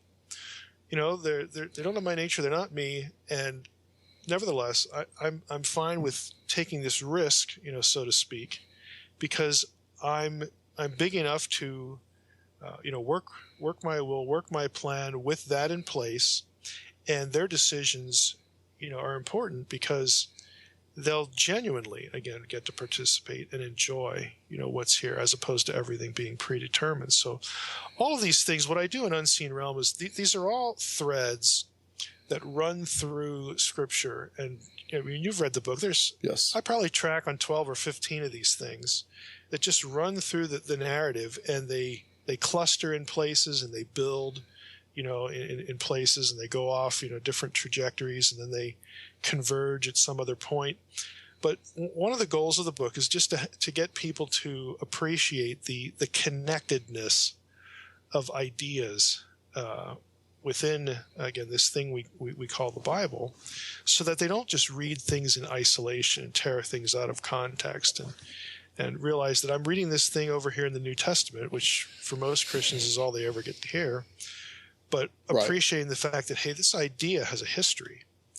And I won't really understand it here in this passage unless I understand, where it came from, and just to start looking at Scripture that way. I want to ask you, Dr. Heiser, about the Tower of Babel story, and I want to return to Eden and to the some of the concepts there, especially with the Nephilim, because our good friend here, Mr. Scotty Roberts, has written a whole book about the Nephilim. But I wanted to get your ideas about the Tower of Babel, because the way that you describe it is in terms that I have never thought about the story of the Tower of Babel, if I have thought about it at all.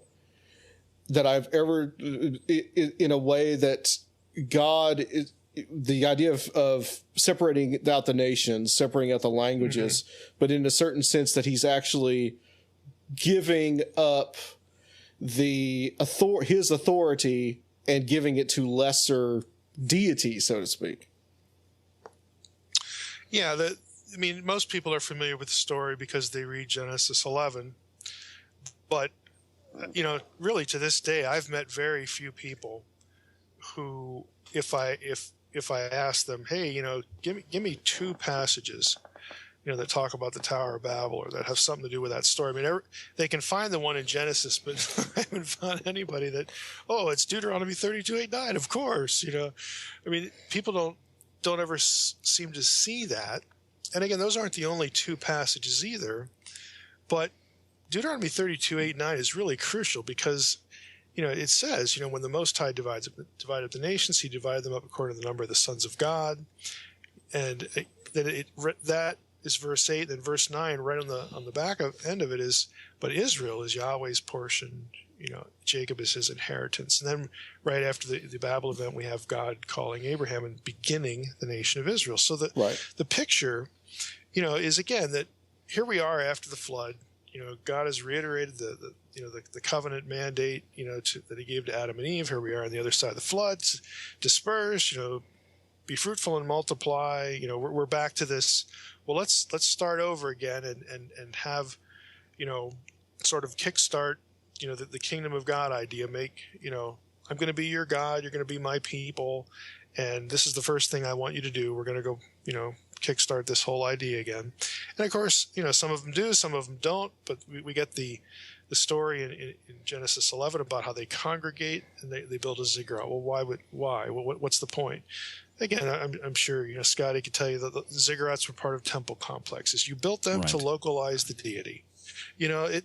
So rather than going out, and spreading, the knowledge of God. No, we're going to stay right here and we're going to sort of make God at our beck and call here. And the whole response to it is a judgment. And so, we remember again in Sunday school, the nations get divided and everybody gets scattered. The languages get confused, right? But you're never told why. You only get the why in Deuteronomy 32:8-9. And so it's a judgment. God disinherits them. He says, fine, you don't want me to be your God. You want to, start pulling all this stuff and do things the way you want to do. I'm not going to have the same kind of relationship with you. I'm going to cut off the relationship here. He doesn't cut it off totally or permanently, because when he calls Abraham, he includes the nations in the Abrahamic covenant. So it's not a permanent, divorce. But it is, a divorce. And so it's like, okay, I'm going to put you under the administration of these other sons of God. And we learn from Acts, the book of Acts, that part of the logic of this was that the other nations, according to Acts 17, would find their way back to the true God. And we get this idea of Israel being a kingdom of priests. What do priests do? They mediate, the knowledge of God to others, So we get these little snippets of the logic here, that this is a punishment. It's not permanent. We're going to, put you under the authority of these other gods. And they're going to be sort of like holding places, placeholders. And they're supposed to rule you justly according to, what God thinks is just, which would be, his principles, his law comes later, it gets codified, but somehow they're supposed to learn about the true God through that and be drawn back to him. And eventually we'll get all back together and be one big happy family. And again, it just doesn't work that way. But it's the whole logic of ultimately when things fall apart, this is why, again, to the biblical reader, I understand now why the nations have these other gods. I understand now why, they're not, worshiping Yahweh. It's because of this decision, and this was a punishment.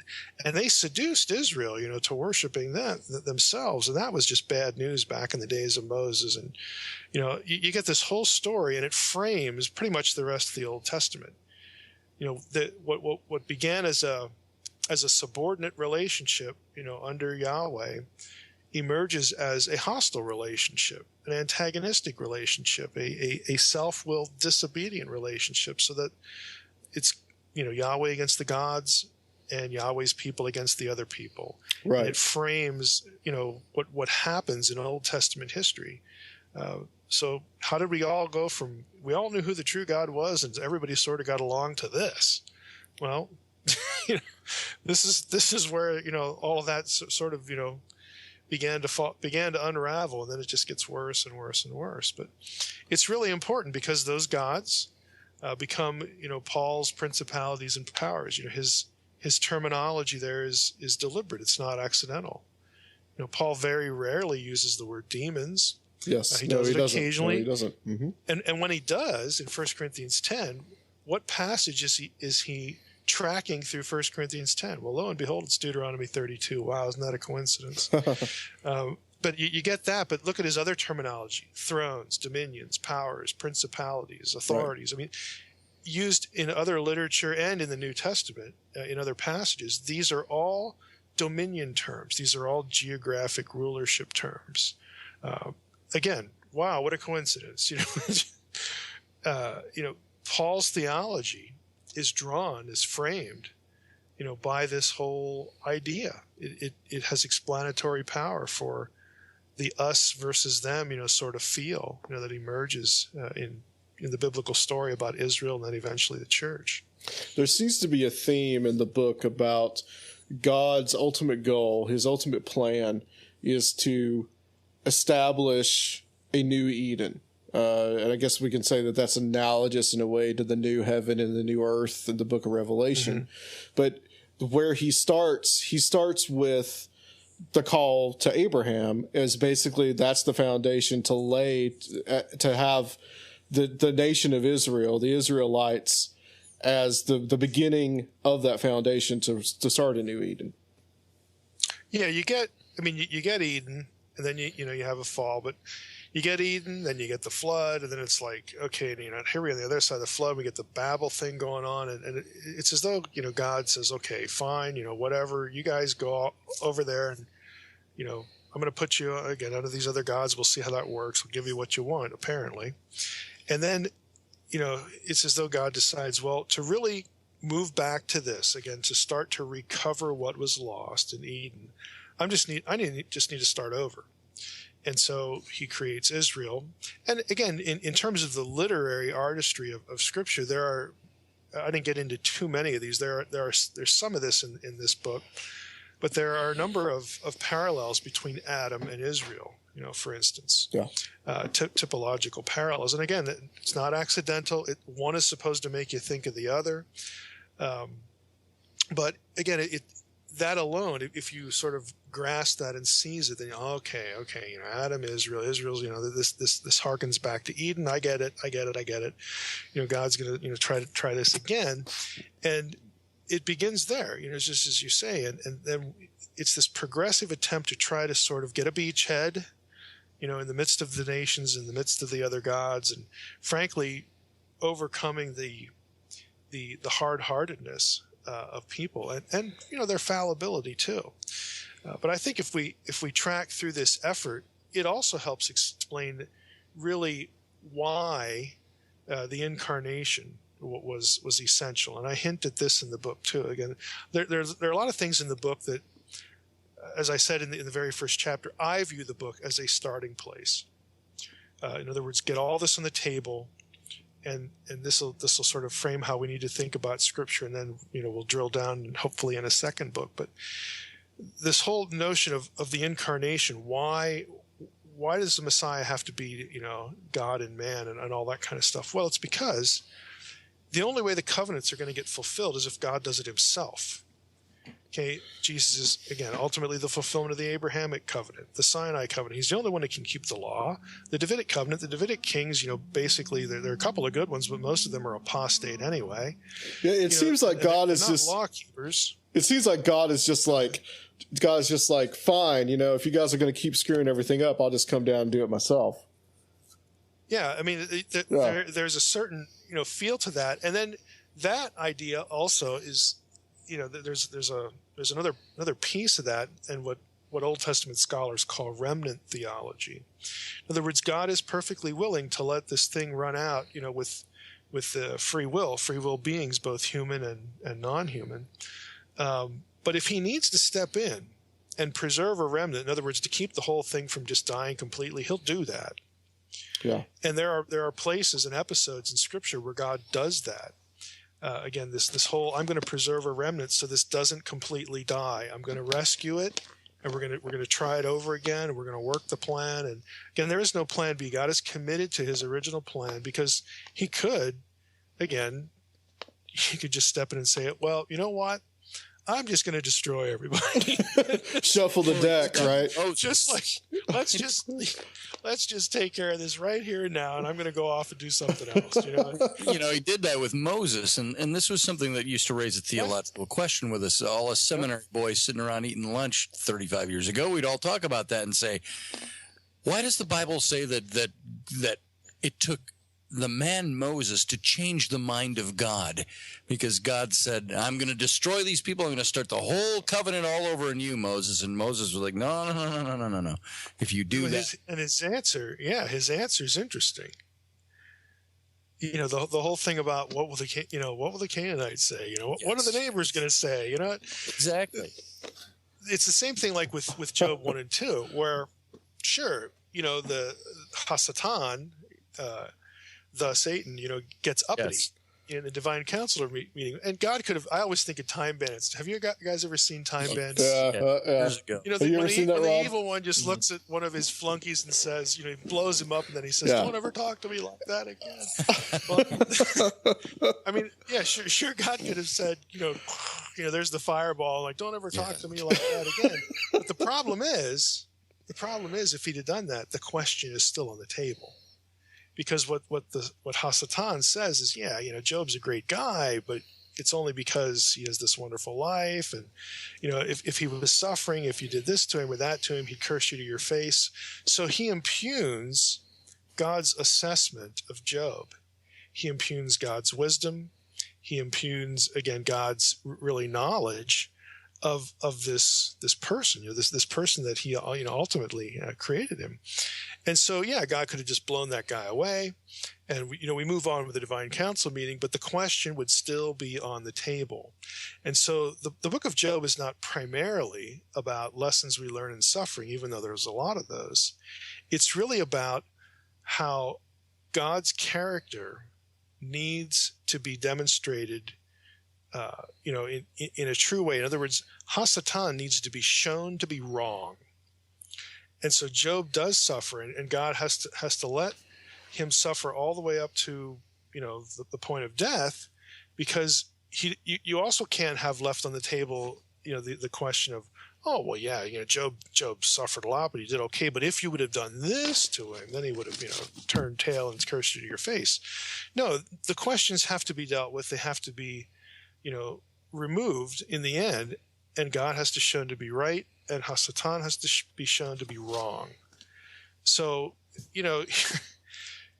again, God is committed to governing this way with again, free will beings, and he's working his plan. He's not going to just destroy, evil, because that would mean destroying everybody else. So he's going to have his way. He will step into history. He will, save the remnant. He'll do this, that. Most of it is providence, God using his imagers, using people, and again, imagers that are not human, to get the task done and move the program, kick the can down the road, so to speak. But that's biblical theology. I mean, it's not going to comfort the Calvinist. Yeah. It's that. I'm sorry, but that just isn't the picture. It's a nice system. I get it, but it's not really going to conform to a number of things that you see. Now, how do you feel about that passage where, and this was enlightening to me the first time I learned this about Hasatan, when you look at the Job passage, and it's got the article in the English before the name Satan. So the Satan, it's more a title. And when you look at that, I asked the question, and trust me, I'm not trying to lead you anywhere on this or anything like that. You're too smart for that anyway. But I need to understand what you view this passage as. This whole story of Job. it's a matter of belief to say it's a literal story that took place. It's a matter perhaps of, I might label as, again, not to belabor this point, of agnosticism. This is, well, it might have happened, or it could be just an allegorical tale or whatever. Do you see this in its context, in the language, when you study it, this story of Job? Does it look more like the author is writing about a literal event, or does this come across more like you almost see the Olympians, playing chess with humans? In that picture comes to mind when you look at this story of the Satan approaching God. Yeah, it's very similar. Yeah, I mean, on a theological level, I don't think it matters. But again, as far as your question, I think what the point of Job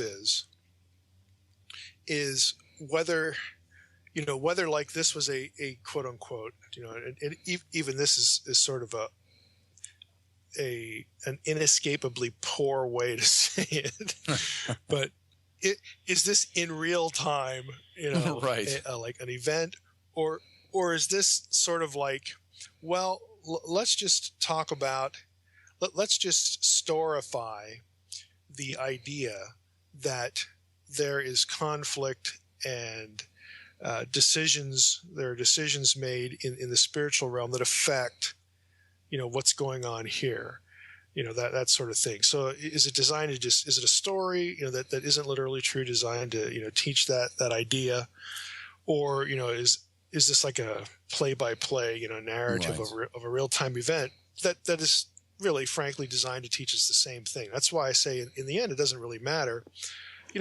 For nor me, can we ever probably really know. So. I don't. Yeah, that's. I mean, ultimately, you can't really know, and I think Job, though, is a good illustration of, and a lot of Christians freak out when they hear the word myth. Folks, myth. I'll give you myth is theological spin on real events. Okay. There you go. Something happens, in real space-time reality, on Earth, to people. And so myth is the notion of, okay, this happened to me or this happened to somebody else, and you're assigning a sort of divine explanation, a divine flavoring to those very real events. Yes. So, myth is theological spin of things that really did happen. And, but people are so troubled by the idea of myth. It's just theologizing history. That's all it is. And we do this right now. For instance, if I was looking for a job and I got a job, I might run it over, call a friend and say, hey, the Lord gave me this great job, and then you relate the circumstances. Well, I saw this in the paper and I had a resume, you're like right with me, I was driving somewhere else and, it just hit me, boy, I should just drop this thing off before I go to this other place over here. And lo and behold, this person was right there that I needed to talk to. And we had a personal connection with somebody else we know, and it was so providential. And we sat down and we had a 5 or 10 minute discussion. They called me the next day and I got the job. Well, you attribute that to, again, the providence of God, being in the right place at the right time, again, because of the concatenation of events of all of the lives involved, that, again, God could providentially arrange so that this is the outcome. What you've just done is myth. Right. Okay? Yeah, myth is kind of theologized about real events. And so, you look at something like Job, if that is the only intent of the writer, to teach us, again, that, hey, what happens to you is connected some way to the unseen world here. Well, good. That's a great lesson, to learn. I'm going to take that with me and think about that. Maybe I should live as though God is interested in what happens to me and what I do, and expect, that sort of thing, and just, try to take what happens to me and put it into the scope of a bigger plan. I mean, that's a great theological lesson. And to me, if it's that's great. Myth can be a 4-letter word. Myth can many times referred to. Great. I've many times used the reference talking about, look, I'm separating myself outside the box of faith for a moment to talk about looking back in as the biblical mythology. And I've used that before. And I say, I'm not saying it's fake. I'm saying I've got to categorize it as the biblical mythology so we can understand it. And so that's very good points you made there. Well, Scotty, I was going to add that myth is like a 4-letter word, both literally and figuratively. Yeah, it is. Yeah. It can be. Well, it is. People just fundamentally misunderstand it. You know, a myth has divine beings as the characters, at least part of the story, important characters. Again, it's theologizing events that happened. You know, and like, hey, what's wrong with that? Yeah. You know, but again, we've just been taught it's one of those words that, you know, people hear now and they just react viscerally because of there's so many attacks, you know, on the validity of XYZ biblical story or some theological idea that they just assign some sort of sinister motivation, even to the use of the term. Oh, I've had people say to me, it's really unfortunate. I've had people say to me, my Redeemer is not a myth. And I say, well, you're missing the point I'm making. So yeah. This is a good spot, I think, gentlemen, to talk about the Garden of Eden. And as I mentioned before, Scotty has written a whole book about the Nephilim, Dr. Heiser. And I wanted to ask both of you guys, you know, I guess the quote unquote myth of Eden, you know, what that whole thing means. And it's like specifically the events in Eden, like the nature of the Nakash. Is that Satan? Also the whole idea of when God tells the Nakash or the snake, he says, you know, I'm going to put enmity between your seed and the woman's seed, what that all means. And, you know, Scotty, you know, we'll get your input on this as well. I'll be quiet. I'm going to this is Dr. Heiser's the guest. I'll just ask some questions about it. What's the specific question? I guess really the specific question there is about the whole concept of the enmity between the spawn of the snake and the descendants of the woman, what that whole thing means. I think what the reference there is, again, when the Nakash is judged and is, you know, cast down to the Eretz, you know, the ground, but also Eretz is of course a word used for the underworld, right? In Hebrew and other Semitic languages too. You know, he becomes Lord of the dead, you know, because this is the place now where the divine presence is withdrawn. There is no Eden.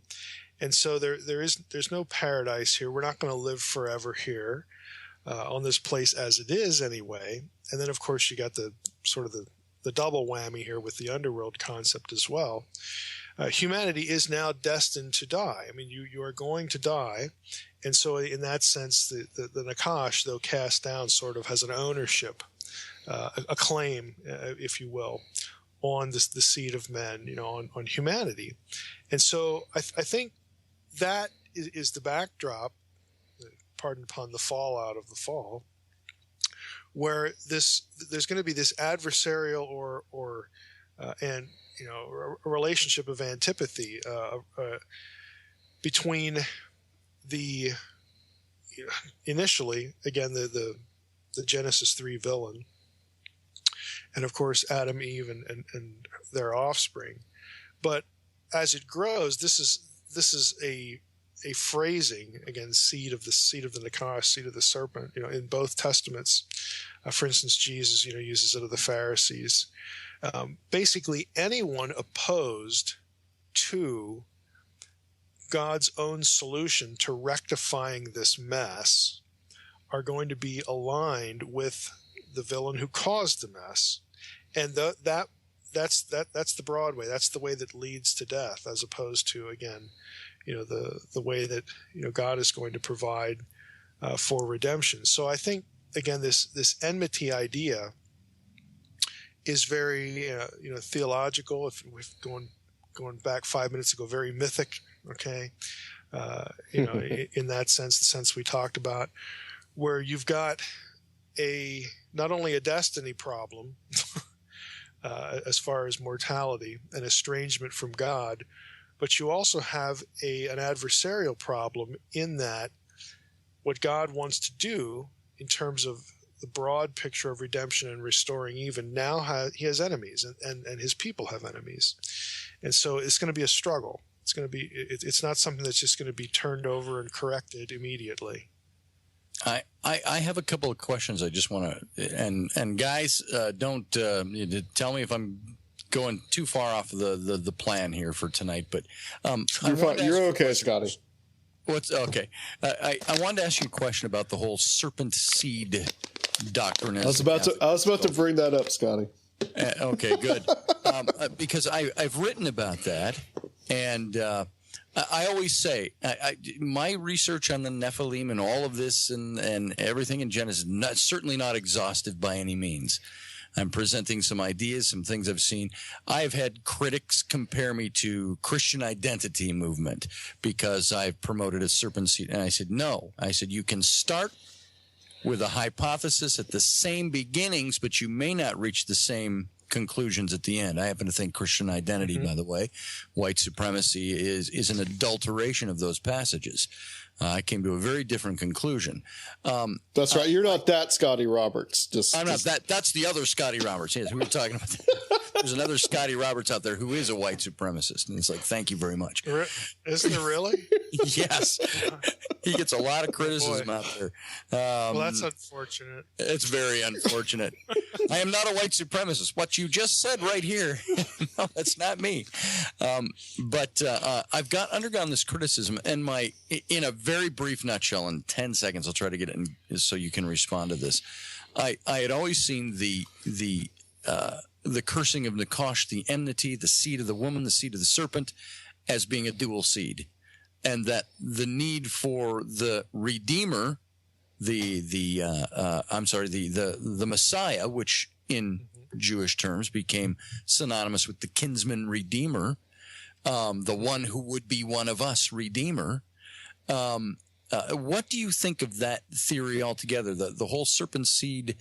I'm not even going to call it a doctrine. The issue that there were dual bloodlines in humanity created in Eden, the bloodline of Cain, and the Kenites, of course, being of Nakash, and of Seth, the third-born son of Adam, being that of the pure human blood, if you will. And I've been taking a test for using that term, by the way. Oh, you're a racist. And I said, no, I'm talking about pure human blood versus that mixed with celestial beings. Okay, there it is. What are your thoughts on that? Well, I don't see any evidence for cohabitation with Eve to produce a seed. I also don't know of any verse that connects what happens in Genesis 3, the Nakash, with the Nephilim. Trust me, that would be really handy if that existed in my own thinking in a number of ways. But I don't know of any passage like that. I have wondered if the Nakash, by definition, and you know the definition of the word Nakash, and it led to the Nakashta, which Moses elevated the brazen shining serpent on a pole, and then of course the Elohim and description of the Elohim in Psalm 82 as bearing some of the same qualities, and so is that too much of an extrapolation, or in language?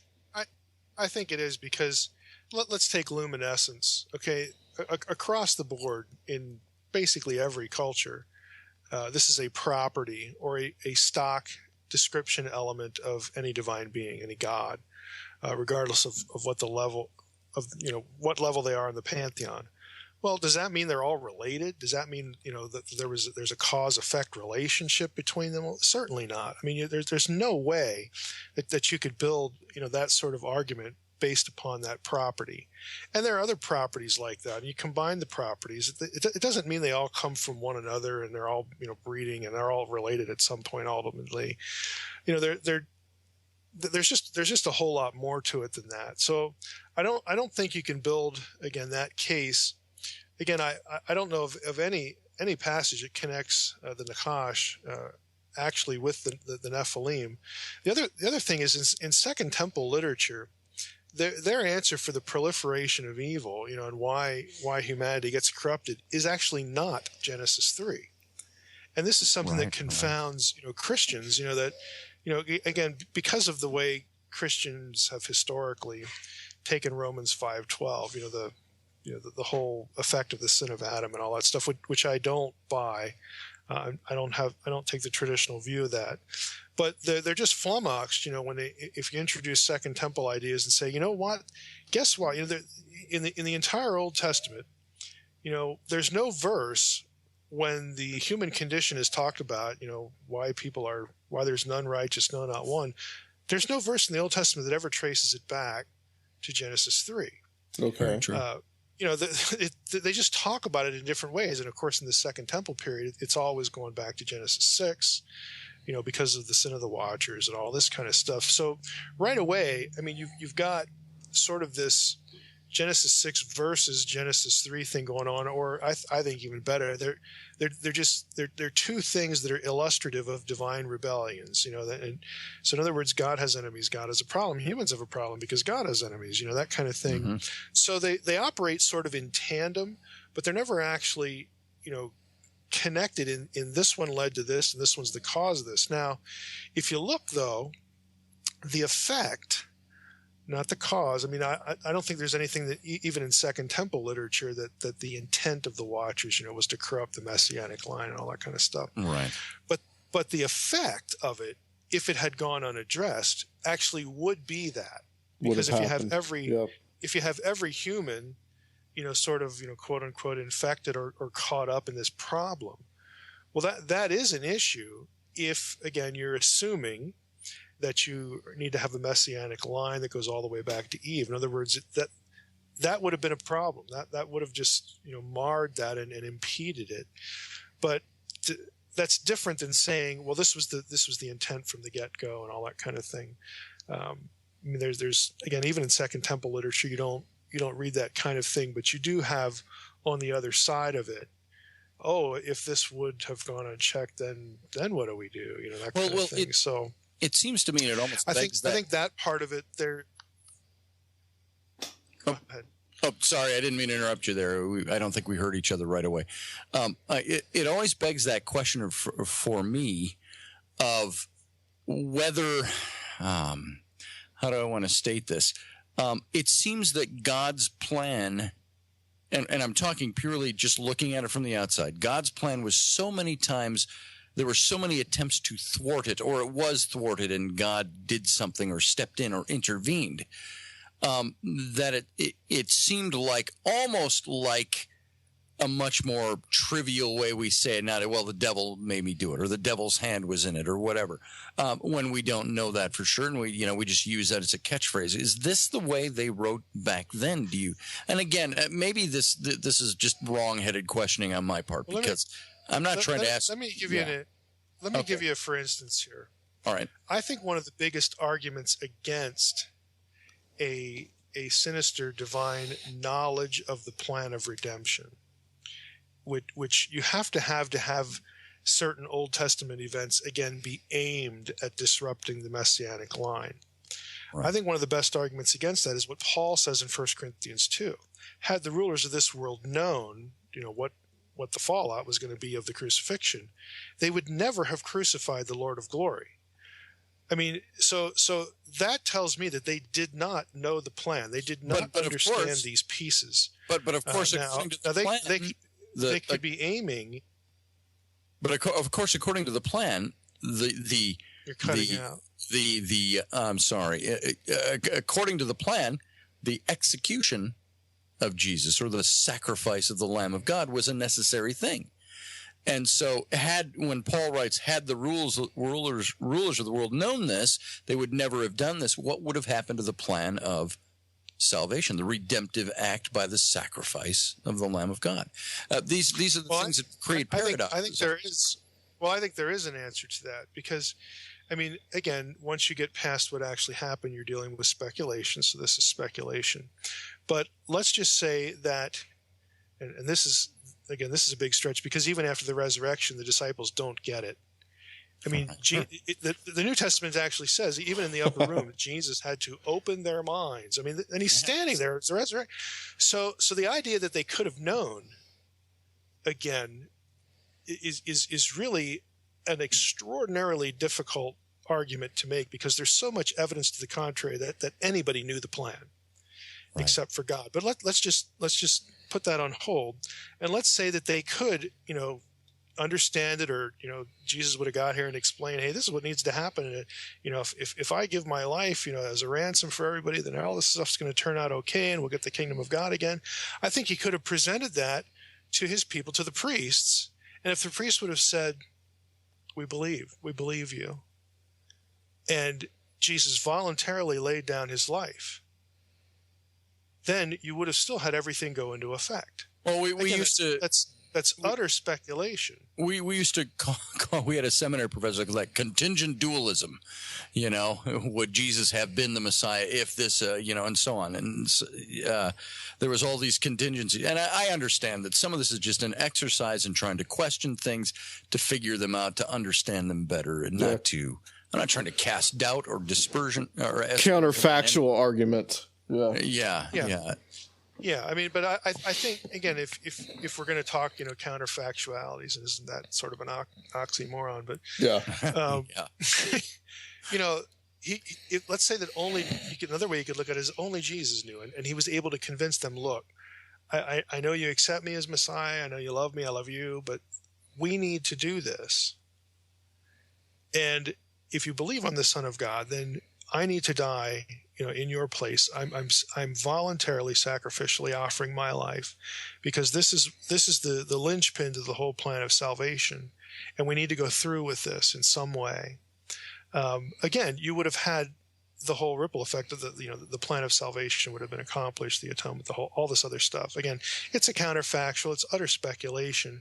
Sure. But again, I think one of the stronger, again, contrary arguments to this certain these bloodline, and I use the term bloodline too, and not everybody means the same thing by it, I understand that, but this whole thing about the intentionality of certain things in the Old Testament to cut off the messianic line, well, I think, again, in the Genesis 6 incident, that would have been the effect. I don't see evidence that they're intelligently saying, okay, we got to do this, this, and this, because this is going to come down the road. I think they're largely ignorant of the plan. Now, when Jesus gets there, there's no doubt they know who he is. Right. And the demons are the only ones, ironically, who refer to him as the Son of the Most High. Yeah. Yes. Because they know who he is. The only ones to connect these dots, Yeah. Wasn't that the maniac of Gadara who said, "What do I have to do with you, Jesus, Son of Man, Son of the Most High," or something like that? Yeah, they recognized him right off. Of course, harkens. Yeah, and the whole Most High thing again harkens way back into the Old Testament. Right. So they know who he is, but it seems again that because of what happens with Judas and what happens with the priest, Satan entering in and all this kind of stuff, that their solution is, okay, he's here, we got to get rid of him, got to kill him. I mean, they're not saying, hey, no, wait a minute, hey, you mean if we kill this guy, that's the thing that needs to happen so that we get destroyed? Oh yeah, count us in. That seems like very one-dimensional thinking on the part of a demonic force. Right. It's like, hey, let's just kill God in human form. So what I think is they know that he's here to do something, because he announces the kingdom of God. He sends out the 70. Again, the number's not accidental.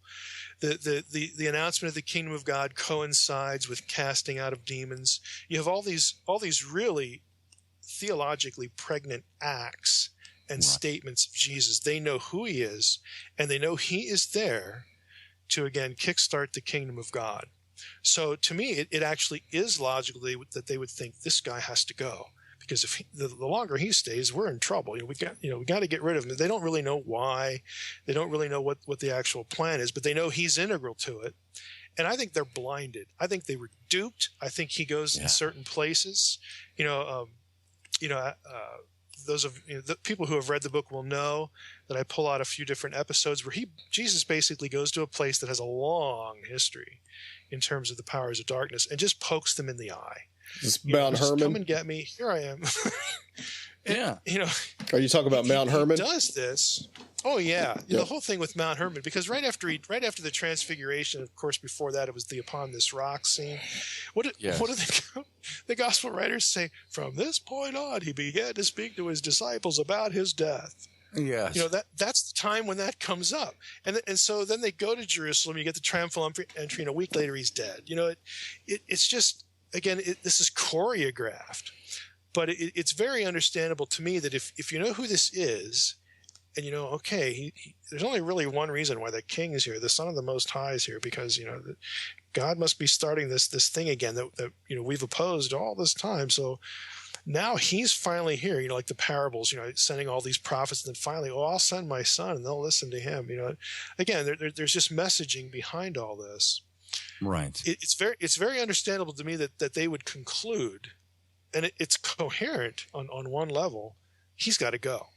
Not knowing that when you commit that act, when he does die, okay, he's not going to stay dead. I mean, we don't have verses, and this again freaks Christians out. You know, I'll go into a church and say, "Hey, do you realize you don't have a single verse that has a dying, rising Messiah like in the Bible? Like there's no verse that says that. All of this stuff that you believe." And that Jesus taught, and the disciples have to learn even after the resurrection. It's all just scattered all over the place. You got to pull it all together in pieces. It can only be known in hindsight. And again, you know, like I said, it freaks Christians out to sort of show them the obvious. Yeah. You know, you know what's very interesting about the way you present this that a lot of people it's very don't. Cryptic. A lot of people don't get is.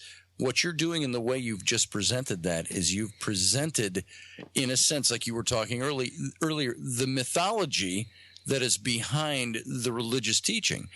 Even though we're dealing with people that, you know, by faith we believe were real and these events happened, you've presented the mythology, which shows you were just starting to say something about, I think you said cryptic or something like that. It presents this very...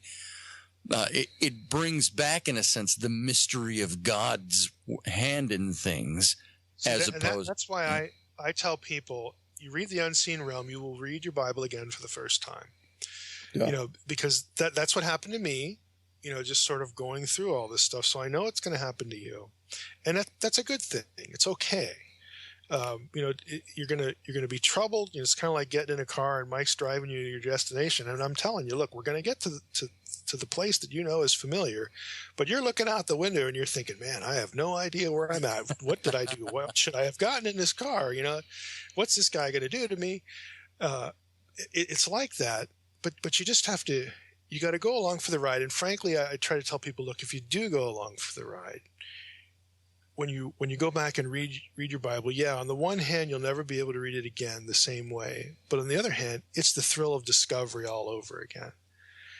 And you will see things that you never knew were there. You will see connections you never knew were there.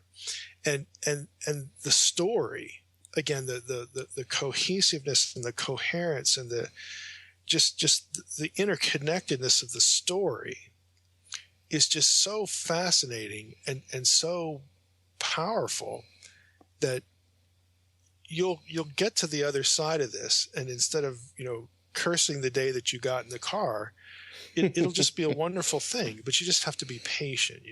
You got to trust me a little bit. You know what I think a lot of people in Christianity and faith are missing? It's missing that what you just said, that awe-inspiring beneath the surface story that brings this out of being, for lack of a better word, churchified and more. It brings it into. I love what you're doing here, and I got to tell you what you've done. You made me want to go read your book right now because I haven't read it. You got to, Rob. You got to, Scotty. Hey, Dr. Heiser, I want to ask you: are you ready for a controversial question? Okay. Is this going to be why my fantasy team got eliminated? No, that's what I'm going to get. Even worse. Okay. I was reading in the book about the lost 10 tribes of Israel. You mentioned this, and you mentioned that? Yeah, you mentioned the important. Better do a quick search here. Where did I mention that? You had that happen to me before. You mentioned the you mentioned the importance of those tribes and why it's important for that the tribes are scattered by the Assyrians. Nobody knows where they went, and why it's important for the apostles after the resurrection of Christ to go preach to all the nations, because the implication there is not only are they bringing the nations back in to God's plan, but also the possibility that those 10 tribes are scattered elsewhere among those peoples. Now, there are 2 tribes left. You have Judah and you have Benjamin. So those are the descendants. Those are the ancestors of what is to now the modern Jews, correct? So, in a manner of speaking, right? If the 10 tribes, and if it says that they're all in the end times, or in the Book of Revelation, they're all going to be gathered back into the land. Here's the controversial. Here's the controversial part. Okay. Uh-huh. What's the implications for the modern state of Israel? Yeah, the whole boy. Told you.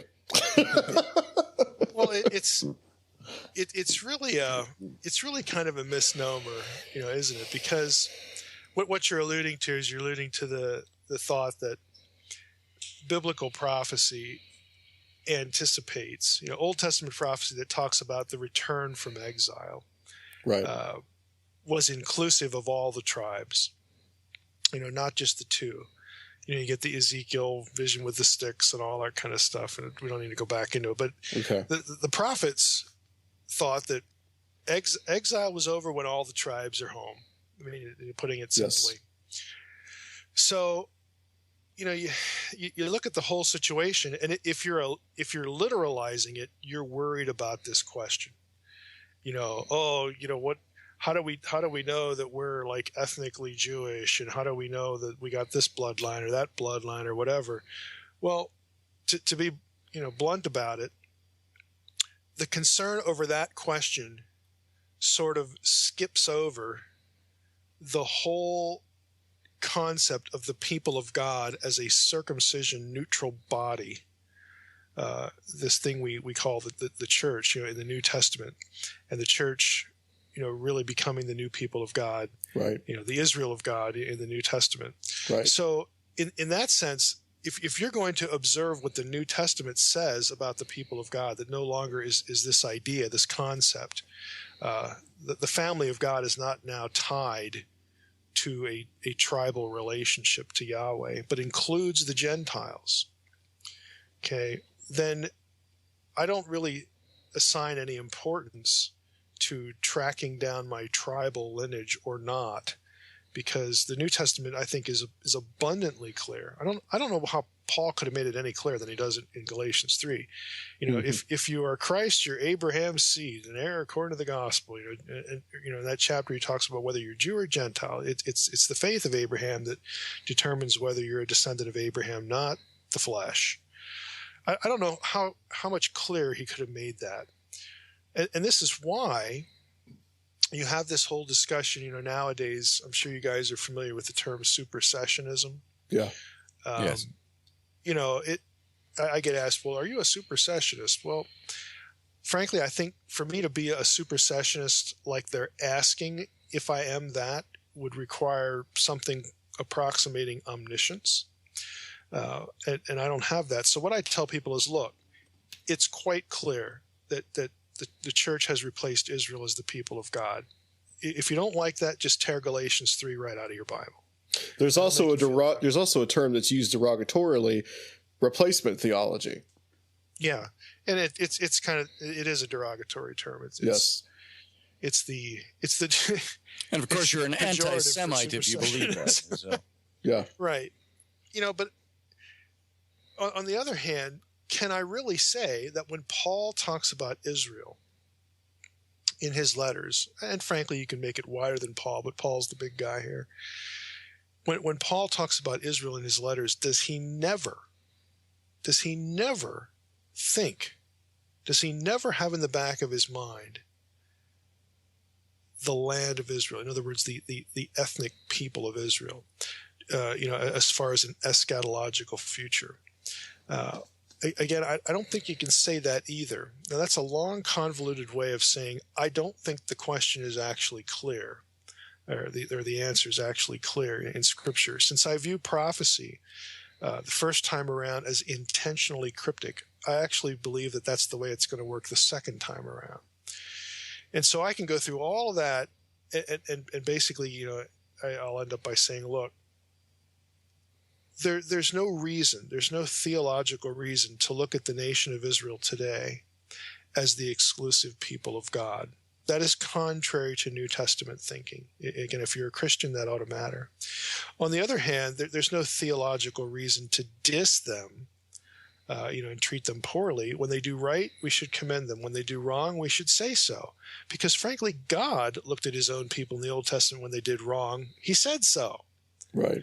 So there's no reason why we should be moral cowards when, for instance, the nation of Israel would do something wrong. That again, if God does it, that's good enough for me. Then I ought to be able to do it too, because righteousness is righteousness. It's not going to change. So a lot of these political questions, I really don't think are terribly coherent. It's just that we've sort of grown up because of the special relationship that the U.S. has with the nation of Israel, again, because of the nation of Israel's the modern state of Israel's own circumstances as to how that came about. And again, this heritage, this Western heritage of the Bible, we've sort of agglomerated these ideas and come out, again, many Christians with this notion that, you can never say anything wrong about the state of Israel or something like that because of the people of God.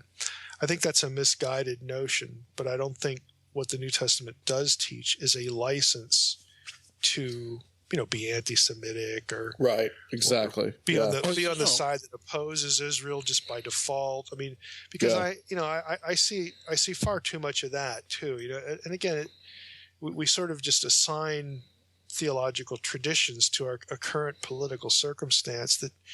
It just doesn't really work neatly in any direction. But there are those that put Israel, the modern nation state of Israel, beyond reproach, as in everything they do is right because they are God's people, and then you have like the eschatological ramifications of that. Yeah, well, again, it was that set of circumstances didn't even exist when we had the state of Israel in the Old Testament period. When they were wicked, God said, "You're wicked," and knock it off. If we're the people of God today, when they do wrong, I feel quite free in saying, "Hey, they're just not doing the right thing here," and I hope they change. Of course, when the way I was taught, I want to attribute this to seminary and our systematic theology. It may have been chick tracts. I don't know which it was. But we were always taught that the Jews were God's children, and then there would be this parenthetical period, the age of grace, where the Jews rejected the coming Messiah, and so it was opened up to all. And the age of grace, which ends, of course, in eschatological matters, the rapture, the tribulation, depending on if you're pre-mill or post-mill or mid-mill or whatever you are. And then the whole Jewish story, if you will, would pick up again once this parenthetical period was done. And so that the children of Israel will once again be the children of Israel after this parenthetical period that we're still in expires. Is that the way you see the theology of eschatology, the way it's done? And of course, there's no one passage that says, and here it is. It's all piecing it all together. I don't like any of the systems. I mean, I don't like any of them because they all cheat. And they all have to cheat. The reason they all look beautiful is because they do cheat. It's very easy to present a position from any of these perspectives and make it look, wonderfully coherent. Mm-hmm. Again, if you where it doesn't work, you just assign those to the problem passage label, and people have enough experience that they can sort of pick their way through that and invent some sort of answer. Like in what you've described as sort of Ryrie dispensationalism, yes, the era past Schofield. Yep. We all had to have a Schofield Bible when I was in youth group in Bible college. Right? What? You don't have a Schofield? Well, even Ryrie in dispensationalism today had so much trouble with the new covenant being fulfilled in terms of the church that he actually posits in that book, which was a classic for decades, that the Bible must have a new covenant. So, like, you just invented another new covenant, created a new dispensation, the Third Testament, right? I mean, that's just crazy, But people just do that, and the other side does it too, to make it sound like well, nothing's going to really happen on Earth. It's all like in this ethereal heaven thing, space, whatever, and it's just reacting, over on the other side. So I don't like any of the systems. I think they all have real insight in places, and I think they all cheat in places. I have an uncle that goes so far as to call all of dispensationalism a heresy. Oh, really? Yeah. Now, dispensationalism, like today now, not Ryrie's book title, you actually see a closer relationship between dispensationalism and covenant theology, or more broadly, non-dispensational systems. Really, that began in the 90s with Bach and Blazing, who taught at Dallas, and they came out with a book called Progressive Dispensationalism, which today the word progressive is kind of an unfortunate title. But this was back in the 90s, and basically they were arguing for the core of their system, but also recognizing things like, there really is a close relationship between Israel and the church. We don't have to keep these things so diametrically opposed and separated like Ryrie had. Ryrie called that was one of his three sine qua non, without which not the system dies. And so, Ryrie taught at Dallas, and so here you have two Dallas seminary professors at the time, Blazing somewhere else now, but saying, well, you know what, the Ryrie system, it has weaknesses. It has things that really can't really be the product of good exegesis, and so we need to rethink this. And they did. Took some heat for it, but it was largely, well accepted. And you've had that system, and the other side, covenant theology. The covenant theologians actually wrote a book. Vern Poythress wrote one called "Understanding Dispensationalists." That was not a pejorative title and content. It was a sincere effort to explain, okay, here's where we're at, here's why we're not over here, and here's where the impasses are and the points of friction. And every year for the last 20 years at the Evangelical Theological Society meeting, there's been something called the Dispensational Study Group, and oftentimes the subject matter will have people from both sides speak and dialogue about it. So that I think it's actually better than it was. But as far as the systems themselves, again, I don't really like systems because they just, my thing is, and like this is ever going to happen. What I'd like to see happen is I'd like to see someone rethink the whole prophetic topic, where the New Testament is interpreted in light of Second Temple Jewish texts and the Old Testament framed in its ancient Near Eastern context, and also the Second Temple Jewish texts, when they link back into the Old Testament, have that framed again by the original ancient Near Eastern context. In other words, just really go back and do exegesis on all of it, again, honoring the original ancient Near Eastern context and how that influenced and bled into the Second Temple period and then finally the New Testament. Now, half that job has been done by Greg Beale's Revelation commentary, his massive New International Greek textual commentary. It's just cluttered with Second Temple Jewish literature references, but nobody has taken that material and gone back and said, okay, all the places where this has roots into the Old Testament, let's look at them and think about what those Old Testament passages meant in their own original context. apart from this. And I think if we did that, we'd come out with a new system. It might look more or less like some of the other ones, but I think you could build a more coherent understanding. But I still think at the end of the day, how this is all going to play out is still going to be cryptic deliberately. Well, Just hey, like there's the first timer. There's your next book.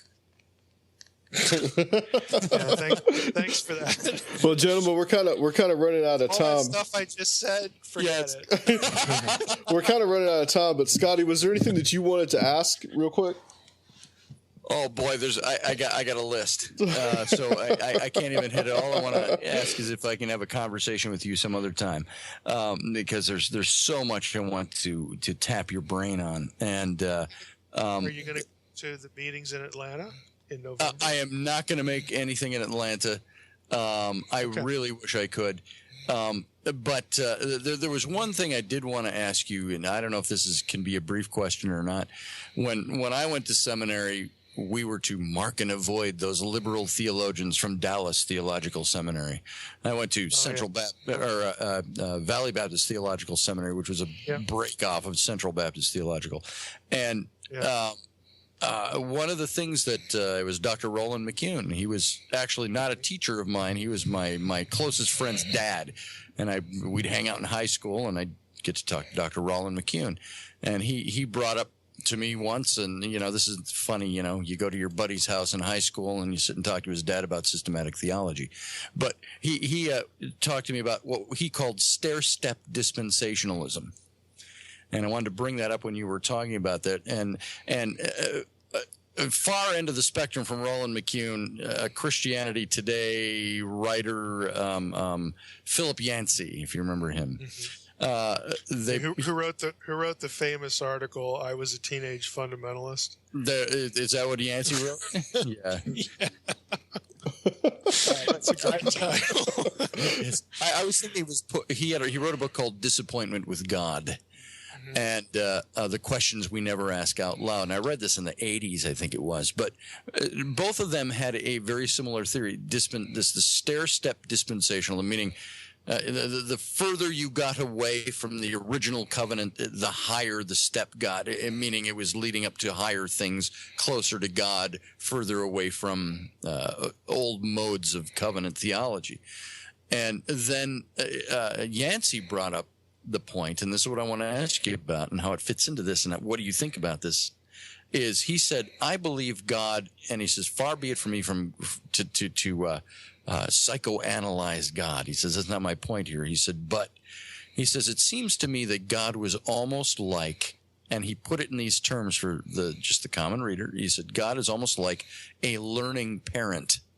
And he said there were things that when he created humanity, he may have had a plan, but when he created humanity, he created something that he had never created before, something that could tell him no and make their own way or have their free will. And so he said, in a sense, you see in dispensationalism how God had to, he says, pardon me for saying this, almost learn how to deal with his creation. Do you think that there is any element of that in a popular cultural sense, so to speak, to dispensationalism, that this is actually an infinite, omnipresent, all-knowing, almighty God who had to learn to deal with this creation? I think in Ryrie's sort of, again, I hate to use the word classic, but in Ryrie's formulation, again, this is back in the 70s and the 80s when his book Dispensationalism Today was such a big deal. Yeah. If you remember that he had these secondary tests for whether a dispensation was present or passing away. And it was the test failure judgment criteria. Well, it was something that never made complete sense to me. But if you're going to look at it that way, test failure judgment, then I think that idea, again, Ryrie would never say this. He would never say that lends itself to this learning model of Yancey. But frankly, if you adopt that test failure judgment, why would God keep doing that if he knew, again, all these outcomes, sort of predetermined? It almost seems like, well, I got to put a test there, and I know they're going to fail it, but don't exactly know how, and how they do it, that'll make, then I have to come up with another one. And to me, it could lend itself, to that kind of thinking, but I don't think Ryrie would ever admit that. But hearing you articulate what Yancey said, I thought of that immediately, because it makes God sort of, certainly adaptive or responsive. Adaptive, probably a good way to put it. Adaptive and responsive doesn't require that God is learning anything, but it could. In other words, it's a shorter step to go from adaptive to learning than if you didn't have adaptive. And of course, it was almost blasphemous to even suggest that the Almighty God could learn something. And this cycle you're talking about, we always talked about that cycle with Israel all through the Old Testament, this a test, failure, judgment. And this cycle kept repeating itself, and that seemed to usher in the new dispensations. So, you could look at God being adaptive, or maybe tolerant and adaptive. Both I think could be terms on the table. And again, because they don't require God learning, but yet they still reflect the way God handles both human success, human obedience, and human rebellion. I think somebody like Ryrie he might come up with his own term. He came up with a new covenant. He might come up with some vocabulary here, but I think Ryrie could look at that situation and say, this is sort of what I mean, as opposed to God learning, because God lacked information here. Okay. In other words, there's response based upon the event, of the outcome of whatever situation is, and then there's a response based upon, now I have information that I didn't before, kind of thing. They're close, but they're not quite the same. So I think Ryrie, again, I don't know where Ryrie was at with his Calvinism. He always struck me as fairly Calvinistic. Yes. That I think he would opt for that kind of framing of the situation as opposed to Yancey's. But again, that's just a guess, but I think it's a reasonable guess. Dr. Heiser? Based upon Ryrie. Yeah. Dr. Heiser, we're almost out of time, but tell us where people can get the book, and also when is this happening in Atlanta? Oh, the people can get the book by really two ways. The two easiest ways are go up to theunseenrealm.com. You can order the book there. There's also a video trailer about the book up there that's pretty well done. That people have, they like. We know because it gets lots of hits, in the building. You just go up to theunseenrealm.com. You can get the book there, or just go to Amazon, put The Unseen Realm, in a search, and you'll find it. You go up to my website, and there'll be links there as well. I understood that. I understood that it sold like hotcakes like the first day. It did. We actually had a meeting today about sort of looking back on it's 3 weeks old, now. Right. So, a couple days over 3 weeks, but yeah, the first printing, and when I heard this, I don't make any of these decisions, how it goes. But it's like, well, we only printed 1,500 of these, and they literally sold out like in a couple hours. Wow. And they were just sort of stunned by that. And then now we have this lag between second printing. People can still order it, and they'll get their book. They just won't get it in 2 days, that kind of thing. But that was a good learning lesson, because, it was sort of, this was a very different kind of book than they had ever done before. Something academic that would be, controversial. It's not a trade book, kind of thing, but it's still very readable. If you go up to Amazon, I encourage people, go up to Amazon and read the reviews. You'll hear, and see things like this a lot, that, this is a real academic book. It's just got all sorts of documentation. I was kind of intimidated, but gosh, it's readable. I can actually understand it, and I understand it really well. And that was the goal. I wanted to try to take lots of, Scotty's going to know this. The way scholars talk about the Bible is quite different than the way, what normal, church people talk about the Bible. Well, but to try to take, really dense peer-reviewed information and make it decipherable to the normal person was really the goal. The dirty little secret of the book is there's nothing in the book that's unique to me. Right. I give you the breadcrumb trails everywhere. It is all peer-reviewed material. I'm the synthesizer. I'm the translator. And the synthesis is really the important part. That's the part that has never been done before. Synthesize all this kind of stuff, again, to just give you the broad overlay. But I give you all the breadcrumb trails you could ever want, to track down the information. But it's readable.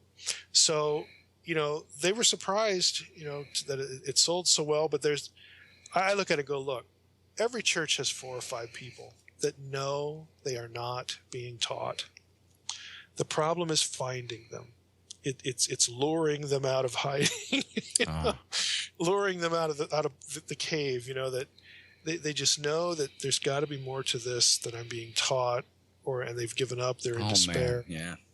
And so it's like, look, I know you're there. I know you're out there. We just got to find you, and this will just help you again rekindle that, the thrill of discovery, all over again. And that's really what I'm trying to do in the book. So. That's how people can get it, those 3 ways. You mentioned November. November is the annual academic meetings for everybody in biblical studies.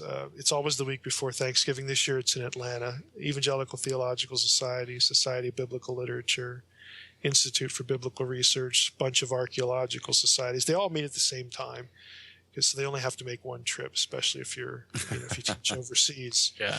So that's the big week. And you literally have over 1,000 sessions you can go to. Wow. During the course of the week. It's a madhouse, but What some a people go for the books. What a cool event that sounds like, man. Oh, it's great. I mean, you got to go. I tell people, look, it can be overwhelming, but the program books are out months in advance, and it'll take you a few weeks to really go through them and find what you want. But if you only go for the book tables, it's worth it. It'll cost you over $100 to get in, but there are a couple hundred publishers there, and some of them, this is the only place and the only time of the year that they give a discount. It's all high-end academic, publishers. So the book tables are just like a Lollapalooza for geeks. I mean, it's awesome. So so if you're into biblical studies, ancient studies, this is something you got to do at least once. Well, Dr. Heiser, thank you so much for coming on, and we'll have to have you back on the show for sure. I mean, there's so much to cover just in this one book alone. I think we could do like a 10-hour series of interviews. But thanks for the invitation. Absolutely. Glad I did it. It's always fun. Thank you so much. We're going to close out this segment. Just stay on the line for us. We'll be right back on Conspirinormal. Hey guys, we're back on Conspirinormal. It's a few days later. And how you doing, Rob? I am well. How are you, sir? I'm very good. I'm sweating, but I'm good. I apologized already. I turned the air conditioner on. And as you guys can hear, we do have the guest on the line, someone that we're very happy to come back on at their 3rd time on Conspirinormal. You have Dr. Heiser. You have joined the 3 guest club. I'm not quite sure what you get, but right. Maybe if you come on for a 5th time. I might get some hate mail. Yeah, maybe some hate mail. yeah, that's always good. We get a lot of that. Maybe we'll get like and we have T-shirts, so maybe we can come up with some an official Conspirinormal smoking jacket or something for you. If you don't smoke, it's just a cool jacket. I'll take a hoodie or something. Oh, okay, yeah, that'll work. That'll work for sure. All right, well, we're going to talk about your book, your new book, Reversing Hermon. Mm-hmm. And as I was telling you in the part that people don't hear, that this is another of your books that I really enjoyed, really got a lot out of, really helps me understand the Bible and what's in it, just like your previous book, The Unseen Realm, which is a book that I highly recommend if anybody really wants to understand certain themes and what connects some thematic elements in the Bible. But this book is subtitled Enoch, the Watchers, and the Forgotten Mission of Jesus Christ. So I want to just jump into this. And what I really want to do first is kind of define some terms, what a couple of things mean. And that is first the Watchers, what that is, what they are, and also the term Second Temple literature, what that is and what it consists of. Okay. I'm surprised you didn't ask about Hermon. Your audience is beyond the normal one if they know what Hermon is. But it's I guess it's wrapped up with the Watchers. Anyway, Watchers is a term used in Second Temple literature, so we might as well define that while we're at it too. Second Temple Jewish literature is stuff written in the era when the Second Temple in Israel was standing. So if you want to get real precise, that's like 512 BC or something like that, all the way up to 70 AD. So usually people round it off, 500 BC to 100 AD. That's usually sort of broadly speaking the Second Temple period. And so you have a lot of material written by Jewish thinkers, Jewish leaders, writers, theologians in that period. And that naturally is partly commentary on the Old Testament. Part of it is, original literature that has to do with Jewish life during the period. But the New Testament writers very evidently read a good bit of that material, especially one book in particular, what we call First Enoch as scholars, more popularly known as the Book of Enoch. There's actually 3 books of Enoch. Mm-hmm. But, that First Enoch, the Book of Enoch, is right smack dab, in the middle of this matrix in the Second Temple period. So in the Book of Enoch, the term Watchers is used, to describe the offending divine beings, the offending sons of God of Genesis 6:1-4. That's Enoch's term for them, or at least the one he uses most often. Now, it's a biblical term as well. It's used in the book of Daniel. It shows up 4 times. So it's not, something completely detached in terms of vocabulary from the Bible itself. But that's who the Watchers are, the bad guys of Genesis 6:1-4. And when they descend to earth to hatch their plot, Enoch has them descending to Mount Hermon. And that's where Hermon comes from in the title. That's where they bind themselves with an oath to do the best they can to corrupt humanity and help humanity destroy itself. Now, present day, Hermon is located still in Israel, or is it kind of in a border region? Yeah, it's north, like in Lebanon, Syria, Okay. It's north of the Holy Land proper, but the foot of Mount Hermon touches, I guess you could say overlaps with the northern boundary of the land that was allotted to the Israelite tribes. So it's right to the north of that. Okay, yeah, in the same region where we're having all these problems right now, incidentally. Yeah. But what goes around comes around. Goes around comes around. There's plenty of blame to go around there, but that is true. I mean, it's part of that geography. What's the generally accepted date of the Book of Enoch? Well, textually, the oldest textual evidence we have is the material found among the Dead Sea Scrolls at Qumran.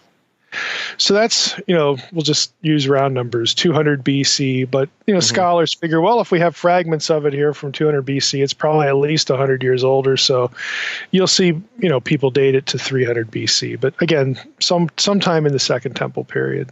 Okay. And then the second and the third one, which you don't hear too much about, actually, I guess the second one, I guess, what was it, 100s BC, and the third one was probably in the ADs, like 100 AD or something like that. Yeah, the other 2 are actually both ADs. Second Enoch is written, or preserved, I should say, in Slavonic, believe it or not. Right. There's actually a recent scholarly book out on it, and you don't have to read Slavonic for it, but there's a guy at Marquette who does read Slavonic, and big Second Temple Enoch guy. So he just came out with essentially a collection of essays on that. And then the third one, I believe, is in Hebrew, and I think it's it's a little later than the Slavonic. The original one, the oldest one, I guess I should say, is preserved at Qumran in Aramaic. So that was probably its original composition language. Okay, but it survived outside of the Dead Sea Scrolls. It wasn't found with the Dead Sea Scrolls originally, right? It was. Yeah, Enoch was known from much later material. I mean, eventually, it at Qumran you only get fragments in Aramaic. Now it was translated into Greek, so you have Greek manuscript material that's pretty ancient. It's not the whole book, but it's large portions of the book. But the book in its entirety was known to the modern West only through Ethiopic. Right. Okay. And that was the Abyssinian church, and that's much later. That's in the modern period that a copy of the full Book of Enoch in Ethiopia was actually brought to Europe. But it existed in the Ethiopian canon all the way from 300s AD till now, basically. So yeah, and they still consider it canonical. Right. Yeah, the only church that does. I'd be interested to find out why that is, but I think that's for another discussion. But so what is the basic story of the sin of the Watchers? What is that sin that they come down and do? And I know we've touched on this before, but I think this is important to kind of reiterate it. Yeah, they're guilty of several things. I mean, the one that gets the most attention is the violation described in Genesis 6:1-4. With the human women, and as I talk about in Unseen Realm, the book before this one, there are two ways that I think you can parse that passage and still honor the supernatural worldview of the passage. I think anything that doesn't consider the sons of God or the Watchers as divine beings is deeply flawed because it violates the original context of those 4 verses, which is Mesopotamian. And Enoch, again, believe it or not, even though it's post-Old Testament, Enoch actually preserves the original context of Genesis 6:1-4. It sounds a little odd, but if you want to know why, read the book. But you've got that initial issue, but then there's this whole thing about, well, let's take things like the ability to forge metals, or to observe the stars, or something like cosmetics or whatever. Let's use those things and teach humanity how to do these things in such a way that it becomes self-destructive and idolatrous. So the sin of the Watchers that really this book is concerned about is how the Watchers in Second Temple thinking get blamed for depravity. I mean, if you ask the average Christian, hey, why is the world the way it is? Why is it such a mess? Mm-hmm. The answer you're going to get is, that's the fall. It's Genesis 3. The original sin concept. Yeah. Yep. If you ask the same question to a first century Jew, that's not the answer you would get. You would get, well, there's 3 reasons why the world is the mess that it is. Yeah, in Genesis 3, we have the beginning of divine rebellion, the beginning of human rebellion. We're estranged from God, and now we're going to die because Eden is no more. So we have a death problem here. That's bad.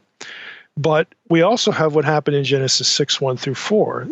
And so the depravity of humanity, again, it's bent towards self-destruction, is laid at the feet of the Watchers. And this is why, I mean, we don't get all of that in Genesis 6:1-4, but in Genesis 6:5, we get the statement that every imagination of the heart of man was only evil continually.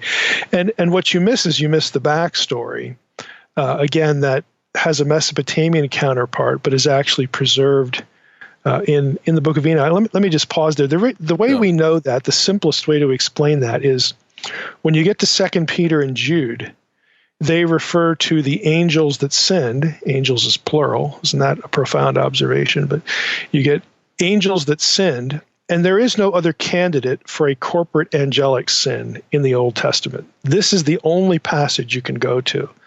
People say, well, what about the third of the angels rebelling with Satan? Well, guess what? There is no such passage in the Bible until you get to the book of Revelation. And the book of Revelation associates the third of the angels in combat, with the forces of God, with the birth of the Messiah. It's very clear. You just read through Revelation 12. Right there it is. So this idea of a primeval fall of a third of the angels, that actually comes from Milton's Paradise Lost, not the Bible. That's true. Mm-hmm. So you only have one candidate for the angels that sin. That's Genesis 6:1-4. And then Peter and Jude both describe the angels that sin as being, imprisoned and kept in chains of gloomy darkness. And Peter uses the verb tartarao to describe this in Greek, and that means sent to Tartarus. Well, that description doesn't exist anywhere in the Old Testament, but it does exist in Mesopotamian material. The idea of the offending in Mesopotamian story, they're called the Apkallu. And the story of the Apkallu accounts for every point of Genesis 6:1-4. They're divine before the flood. Then after the flood, they're hybrid. They're fathered by mortals. Okay, so you have this hybrid thing. They're also called giants. They're sent down to the abyss, again, the bad place in the underworld, as punishment by Marduk. I mean, every element of this is found in the Mesopotamian, milieu, and that tells us why Genesis 6:1-4 was written in the first place, because the Apkallu to the Mesopotamians are heroes. They're good guys. What they did was good because they're trying to preserve, the knowledge that the gods had given to humankind, and they want to save, humanity. And boy, we're thankful that they did, because this is why Babylon is the top dog, Now, and the biblical version is like, no, wait a minute. What results from this is, certain, peoples that we've later in Israel's history are bent on Israel's destruction. The giant clans and all that stuff. And their disembodied spirits are demons. I mean, so the biblical writer's like, hold on, fellas. This is not really how to look at what happened here. And that's why you get Genesis 6:1-4, so that Israelite readers would know this was a violation. This was sinister. This was evil. And, in the Mesopotamian story, it's not a coincidence that the skills that the Apkallu had, skills in astrology, skills in forging metals, skills in warfare, skills, in seduction, all of these things are applied in Enoch to the Watchers as instruments by which they use to corrupt humanity and make them even more depraved, to destroy them. It's a program of self-destruction. So we know when Peter and Jude come up with material that isn't in the Old Testament, but is in the Mesopotamian story and is in the book of Enoch, we can see that the book of Enoch preserved the original context for Genesis 6:1-4. And it's really important. This is what you call reading biblical literature in its own context. Yes. You're going back to primary sources. We're not filtering our Bible through Milton's Paradise Lost. Okay, yeah. We are going back to primary sources. So that's the second reason why a Jew would say we're all screwed up. And then the third reason is what happens at Babel, Deuteronomy 32:8-9, where the nations are assigned to lesser gods as a punishment. Humanity is, God divorces himself from humanity, puts the nations under, lesser authorities who are supposed to be placeholders and administer the nations according to the good justice of the true God. But they don't do that. In Psalm 82, we find out that instead, they abuse their populations. In Deuteronomy 32, later on, a few verses, we find out that this is the bunch that seduces the Israelites into idolatry. And all of that, again, look at that. That's Babel, Tower of Babel. Genesis 6:1-4 is Babylonian in its context. This is why Babylon is a big deal in both Testaments. Babylon becomes a symbol and a metaphor for everything that's bad, right. Everything that causes chaos, everything that drives people away, from a good relationship with the true God. It's just. Why do you think Revelation has this mystery Babylon concept? Well, it's because Babylon is the bad place. Mm-hmm. What else would you call it? This is the perfect thing to call it because everybody knows what that is, except for us, because we're divorced, by millennia, from this context. So you'd get three answers, and in reversing Hermon, I'm drilling down on the second one, the Genesis 6, the Watchers thing, and because look at it this way. If that's what's bad, if that's what corrupts humanity, then logically, when the Messiah shows up, he's not just here to fix the Genesis 3 problem, okay, the fall. He's here to fix all of these problems. Mm-hmm. He is the solution to rolling back, to reversing all of these problems. So that all that factored in, that threefold reason for depravity and why the nations are against God and Israel, all the whole bit, all of that factors into the Jewish expectation of deliverance through the Messiah. And that's really what reversing Hermon is about. If you had that backstory in your head, as you read through the New Testament, certain things would pop out at you, certain phrases, certain, concepts would jump out at you, and you would be compelled to read them in a little bit of a different way, so that you could see, well, okay, Paul wrote this, Matthew did this, Peter did that, the book of Revelation, John does that. If I read that, what they say, in light of this paradigm, in light of this backstory, that is going to direct the way I think about that passage. And it's very evident that the biblical writers knew this story, and they are dropping breadcrumbs, and leaving trails through what they wrote in the New Testament to get you to think like they're thinking, and to give you a heads up, to alert you to what they're really trying to get at. The men of renown that you mentioned, I guess Gilgamesh would have been one of those. Some of the heroes in Babylonian, Sumerian legend. See, Gilgamesh turns out to be a really pivotal figure for this, because Gilgamesh is mentioned by name in an Enochian text. And that Enochian text means books that aren't First Enoch, but that have a lot of First Enoch material in them. It's an academic term, but the Book of the Giants, also known from the Dead Sea Scrolls, and that's a name that the scholars give to it because there's giants in it, okay? And Gilgamesh is referred to by name in that text. So here you have, think about it. You've got the name of the Mesopotamian giant, Gilgamesh, in a Second Temple Jewish manuscript. Okay, again, that deals with themes of First Enoch, this Enochian text. And again, if you consider Gilgamesh, he is called Lord of the Apkallu on a cylinder seal. Who were the Apkallu? Well, we just mentioned them a few minutes ago. The Apkallu before the flood were totally divine, and then after the flood they're not. They're a mixture. They're a hybrid. And they all, and Gilgamesh is their lord. He's one of them. He's the best one. He's the biggest one. He's Gilgamesh after all. And Gilgamesh is described as a giant. We actually get his dimensions in cuneiform sources. He's like a Goliath figure, if we can use that analogy. And he's an Apkallu. He's a post-flood Apkallu. So hybrid being, giant, where have I seen this before? There it is. It's Genesis 6:1-4. So Gilgamesh is a big deal. And again, it's very clear that the writer of First Enoch was very familiar with Mesopotamian material. But we weren't familiar with it in Western culture until the 19th century. Right. Because of the decipherment barrier, and this, I'm glad you mentioned that, because, I get the question all the time, well, why didn't Martin Luther teach this? And why didn't Augustine teach this? And John Calvin? And look, it's not because they were dumb and Mike's smart. Okay. Let's just clear the air right away. It's not because Mike is so smart. It's because Mike has access to primary sources that they didn't. Right. This material is unknown. And if it is known, nobody can read it until the 1800s. Yeah. It's just that simple. We have material that they didn't, and that material is from the biblical world. The Apkallu, I guess they manifest themselves spiritually before the flood, but then after they manifest physically.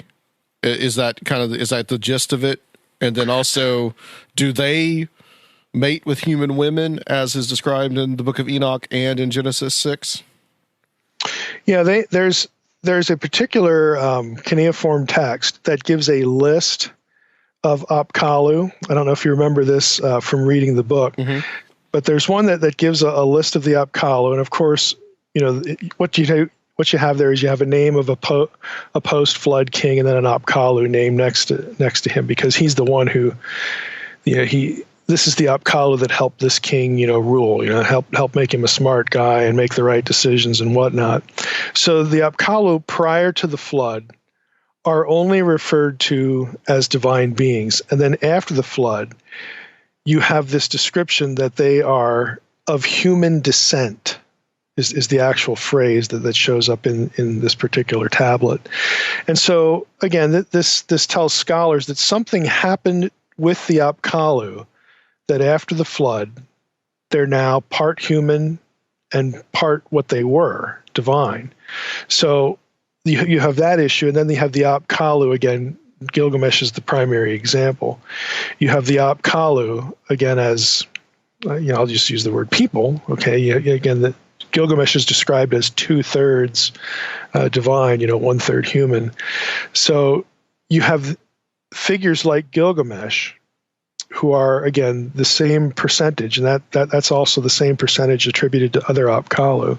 The 2/3 thing, as scholars think, is significant because that's the Apkallu, 2/3 Apkallu, 1/3 of human descent, and then you have Gilgamesh with the same 2/3 designation, and Gilgamesh is described as a giant in Mesopotamian material. So, again, all of the elements, I don't want to say mimic or mime, because the Mesopotamian material is the material to which the biblical writer is responding.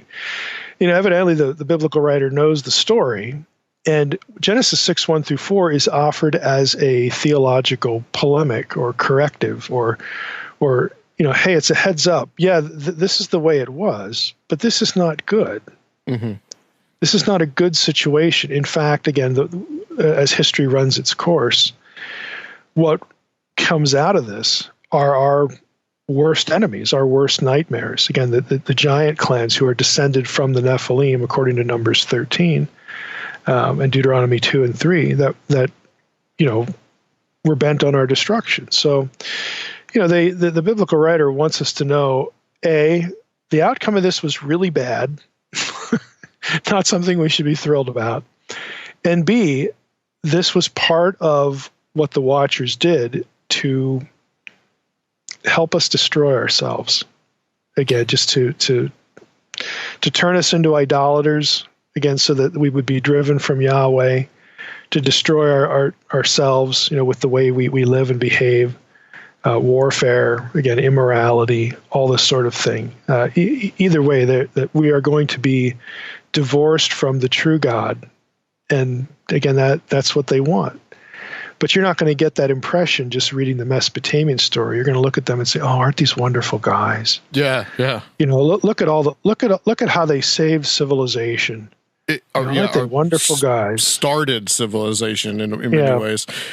Isn't there their judgment from Marduk? Isn't it similar to the judgment of the Watchers in Enoch? Yeah, it is. That's the other. I mean, basically, you have a parallel for every point of this. I mean, Marduk, if you remember the Mesopotamian story, the Apkallu are, they're not the main deities in Mesopotamia. They're important, again, because they're perceived as great, culture heroes. This is how scholars refer to them, because they bring civilization to humans. But when the bigger gods decide, we're kind of sick of these people, these humans, and they make a lot of noise, and so let's send a flood to wipe them out, then the Apkallu are like, well, good grief, we invested all this time into this project. You're going to ruin my project. Don't cancel our project.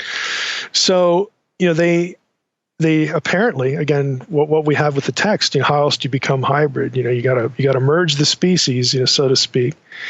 So that's what they decide to do, to try to, again, transmit physically, because humans are physical, they're embodied beings, but to transmit their knowledge and preserve it through the flood. Now, they pull that off, and then Marduk, who's the chief god, looks at the situation and says, you guys suck. You should not have done this. Marduk is unhappy. He's really ticked, in fact. And so he sends the Apkallu to the abyss, and there's this line in the Era epic about, send them to the abyss from which they will never return, or, something really ominous like that. Basically, you're going to hell in a handbasket here. And so that's where they get sent. They get sent down to the deep, dark underworld, and basically they're not heard from again. Now, in the Enoch, retelling, or the Enoch, story, and you also get glimpses of this in the Old Testament. Again, it's not a coincidence in the Old Testament that you get scenes in Sheol, in the underworld, like in Isaiah 14 and Ezekiel 32. You get scenes in the underworld where, guess who's there? Okay, it's not just the departed spirits of the human dead, it's the spirits of Rephaim, again, who are Anakim, Deuteronomy 2 and 3, and the Anakim come from the Nephilim. Mm-hmm. Again, it's no surprise that they're there. They're part of this mix, this matrix. So the Old Testament, again, it gives you these little glimpses that these guys, are down there. But it's in the Second Temple Jewish literature and the New Testament where you get this sort of fleshed out more that these are the spirits in prison. Okay, you get the original offenders. All Jewish traditions agree. First Enoch and other Enochian texts, and even texts that wouldn't be classified Enochian. But when you come up with the angels that sinned idea, there's only one reference point. That's Genesis 6, 1 through 4. The tradition is unanimous. They are in the abyss. They are in the bad place. They are imprisoned, to quote Peter, in chains of gloomy darkness in the underworld, awaiting, again, the quote, time of the end, or to the end of days, or something like that, to the last generation. They're different phrases. I personally think it's a reference to the day of the Lord. I take Revelation 9. If you read the last chapter in Reversing Hermon, I take Revelation 9 as being a description of the release of the Watchers, basically to, wreak havoc for a while before they're ultimately destroyed. But again, you have a lot of the same imagery there: the abyss, the pit, all that kind of stuff. Abaddon is a personification of Sheol, and it fits pretty well. It's not perfect, but again, that's my predilection to read Revelation 9 as their release before their annihilation. Wow. Let's talk a little bit about what Jesus does, the significance of him, and what he does on Mount Hermon, especially like the transfiguration, some of the statements that he makes, like the upon this rock I will build my church, which, if you're Catholic, has a whole different meaning, but well, frankly, if you're Protestant, it's a whole different meaning too. What I do in the book, like the first part is kind of what we've been talking about, sort of the setup, like what's the context here for Hermon, and then the next three parts of the book are, okay, how is Hermon reversed in the Gospels, and then the epistles, and then the book of Revelation. So in the Gospels, there are things about the birth of Jesus in terms of the circumstances and the timing. And again, I take Revelation 12 as celestial signs for the birth of the Messiah. If you take it that way, you wind up with Jesus sharing a birthday with Noah, according to Jewish tradition, also being born on Rosh Hashanah, again, the day of the inauguration of new kings. And there's lots of images. That was fascinating. Yeah, it's really neat stuff. So there's birth circumstances that, again, would have signaled to a Jew the Messiah is here. Hermon is going to be reversed. Finally, the person here who's going to start rolling back the wickedness of us, of the way the world is. Genealogy, you have hints, but you're asking about what happens in the ministry, and I give, I think, if I remember right, 3 examples, but we'll take the 2 that you mentioned. So there's a part in the Gospels where they go up to Caesarea Philippi, Jesus and the disciples. And this is where you have the famous, scene where Jesus asked, who do men say that I am? And Peter says, thou art the Christ, the Son of the living God. And, Mike's paraphrase here, Jesus says, well, that's good, Peter. Don't get a big head because the Spirit told you about that. You didn't figure that out yourself. So, he says, you've said well, that's the truth. And you're Peter. And upon this rock, I will build my church, and the gates of hell, and unfortunately most English translations have, the gates of hell, will not prevail against it. Now, there's a couple problems here. Catholics say, well, thou art Peter upon this rock, Petra, Jesus is founding the church on Peter, so we should all be Catholics. And Protestants say, no. The rock here is like 1 Corinthians 10, where the rock is God in the Old Testament, so the rock is Christ. It's not Peter, so we should not be Catholics. I don't think either of them are right. Mm-hmm. I think he's referring to where they're standing. Okay, because where they're standing is significant. They're at the foot of Mount Hermon, which in the Old Testament times was, again, there was a cult of Baal there. In Jesus' day, it was dedicated to Zeus and to Pan. It's called Banyas in Jesus' day. In this region, this is in the region of Bashan. And if people who have read my book, The Unseen Realm, know that Bashan, of course, is one of the domains of the giants, the last of the Rephaim. There are two cities in this region, Ashtaroth and Edrei, that were known in Ugaritic texts, not even in biblical stuff, Ugaritic texts as the gates of hell. So, I mean, to me, I look at that and think, hey, that's probably a clue. like this place has an Old Testament history. Why not think about it in terms of the Old Testament? Because Jesus is a Jew, everybody else is a Jew here. Let's do the math here. Right. So again, I think when Jesus says, "Look, upon this rock I will build my church," he's talking about right here. This is where it begins, right here. This is where the program is going to, take hold. And again, the gates of hell, for Greek grammatical terms, a better translation is the gates of hell will not be able to withstand it. It's because there's no preposition there in the passive verb form and all that stuff. You can be bored with that later. But, look how it changes it, though. The gates of hell will not prevail against it. Well, that sounds like the church is cowering in the corner, taking a beating from hell, and we'll make it because we're the church. It hurts, but we're going to make it.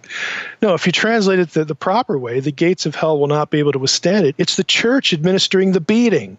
Yeah, it's exactly opposite. And again, I think that's Jesus' point. We're going to take the gates of hell here. We're going to take the domain of Baal-zebul, which is Canaanite for Prince Baal. Baal-zebul, of course, becomes a title of Satan. Okay, we're right here on his turf, and we're going to make his turf his tomb. Okay, we are the ones administering the beating. And then the Gospels say, well, a few days later, they go up into the mountain. Well, there's only one mountain there. If you're at Caesarea Philippi, it's kind of hard to miss. It's like right on top of you. And it's Mount Hermon. So what happens when they go up into Mount Hermon? That's the transfiguration. Okay, and it's like Jesus revealing himself on the very mountain that everybody who's there with him associates with the Watchers. Again, the first problem, Genesis 3 problem, Lord of the Dead. Well, we just went down there and poked Satan in the eye, and that was a good laugh. And now we're here at Genesis 6. Okay, Genesis 6 territory, the Watchers, and Jesus is revealing himself as if to say, here I am, fellas, do something about it. And then there's this other episode I cover in the book where he goes into Gentile territory. There you get the reclaiming of the nations idea, the Genesis 11 thing. So the Gospels actually hit all three of the problems. Again, to telegraph that Jesus is, I'm not just the Messiah for Israel. I'm here not just to reclaim Israel as mine. I'm here because it's all mine. Every last inch of it is mine. And the Gospels actually say when he does this at Banyas, Caesarea Philippi, and up into Mount Hermon, after it's done, the Gospels actually say, from this point forward, he began to teach his disciples that he had to go to Jerusalem and die. And they're freaked out. It's like, what do you mean? What's this talk about? Like, you got to go to Jerusalem and die. It's like we just kind of, punch Satan in the nose, and now we're punching the Watchers in the nose. This is awesome. And now you're talking about dying? Like, are you nuts? And of course, this is when he rebukes Peter. Get behind me, Satan. And I take that as an adversary. Get behind me, or else you'll be an adversary. Again, that's what Satan means. But anyway, look what happens. They turn, they go back to Jerusalem, then they have the triumphal entry, and a week later he's dead. Mm-hmm. Mission accomplished, because Jesus knows something that none of them know, or none of them do. They don't understand yet. This is what has to happen for him to win. This is what has to happen for the Genesis 3 problem to be cured, because you can't have a resurrection unless you first have a death. So we got to go and die. for the sins of the world, we're going to rise from the dead. Again, eventually, the Spirit is going to come. The Spirit is going to empower us, the new covenant language, again, to fight against sin. There you have the depravity issue. The gospel goes out not just to the Jew, but also to the nations, with the ministry of Paul. I mean, this is the linchpin event. But they don't even get it after he's raised from the dead. There they are in the upper room, and the risen Christ is staying in front of them, and they're like, Yeah, the doubting Thomas story. Right. And the text actually says he had to open their minds so that they would understand. And again, I don't want to make the disciples sound like morons. Okay, the issue is, and again, if you read Unseen Realm, you know what I think about this.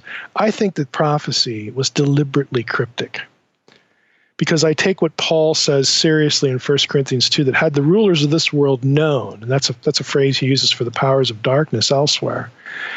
And Satan is one of those rulers. He's called the ruler of this world. But had the rulers of this world known, what the result of the crucifixion would have been, Paul says they never would have crucified him.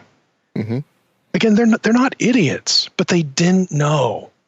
And they didn't know because they're not supposed to know. It's never spelled out clearly in the Old Testament. The story of the Messiah, again, is fractured, fragmented in dozens of places. And it's only after the fact that they can look back on the story with the benefit of 20/20 hindsight and, of course, the Spirit, helping them out. It's only after the fact that they can look back and say, okay, that's what this meant.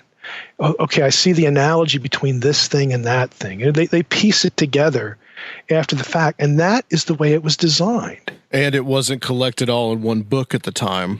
Exactly. Mm-hmm. It was fragmented by on purpose. So I don't want to say the disciples were morons, but I do kind of chuckle every time I read it, and I guess that's because I have the benefit of the hindsight. Right. But it's like right. He's standing right there in the room. Well, let's talk about Paul a little bit, because I want to hit on this thing about the head. I was just going to say, I know what you're going to. The head coverings, and there's other things in Paul too that you mentioned, but this I think is the main one, because this is almost like a direct reference to the story. In Genesis 6. Yeah, and let me caution your listeners. I did a whole podcast episode on the head covering in 1 Corinthians 11. I'm trying to remember what the number was. I can't remember off the top of my head. But if you go to nakedbiblepodcast.com and look through the episodes, or search, you can Google it, Naked Bible Podcast, and then put head covering in, you're going to get this episode. If you read this in Hermon, reversing Hermon, or you listen to it, if you listen to it especially, you might want to excuse the kids from the room.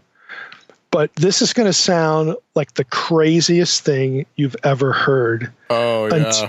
Until you're on the other side of it, and all of a sudden it's like, wow, if they were really thinking like this chapter makes a lot of sense. You're gonna love this, Rob, especially since you have long hair. Okay, so in a nutshell, what's going on in 1 Corinthians 11, and this is based on a series of peer-reviewed journal articles, and I give everybody the breadcrumb trails like I like to do, so they can go look it up, But there's a term there in 1 Corinthians 11 when he gets into the head covering. It's the part where he says that the woman's hair is given to her as a head covering. Okay, and the Greek term there, given to her as a covering, is parabolion in Greek. Now, somebody, again, a scholar who I guess who has nothing better to do, actually, his name's Troy Martin, and his specialty is Greco-Roman medical text, so he's like the perfect guy for this. He happened to notice that parabolion, the same term, is used widely in Greco-Roman medical texts for testicles. Okay, and again, this sounds like Bizarreville. Like, what in the world?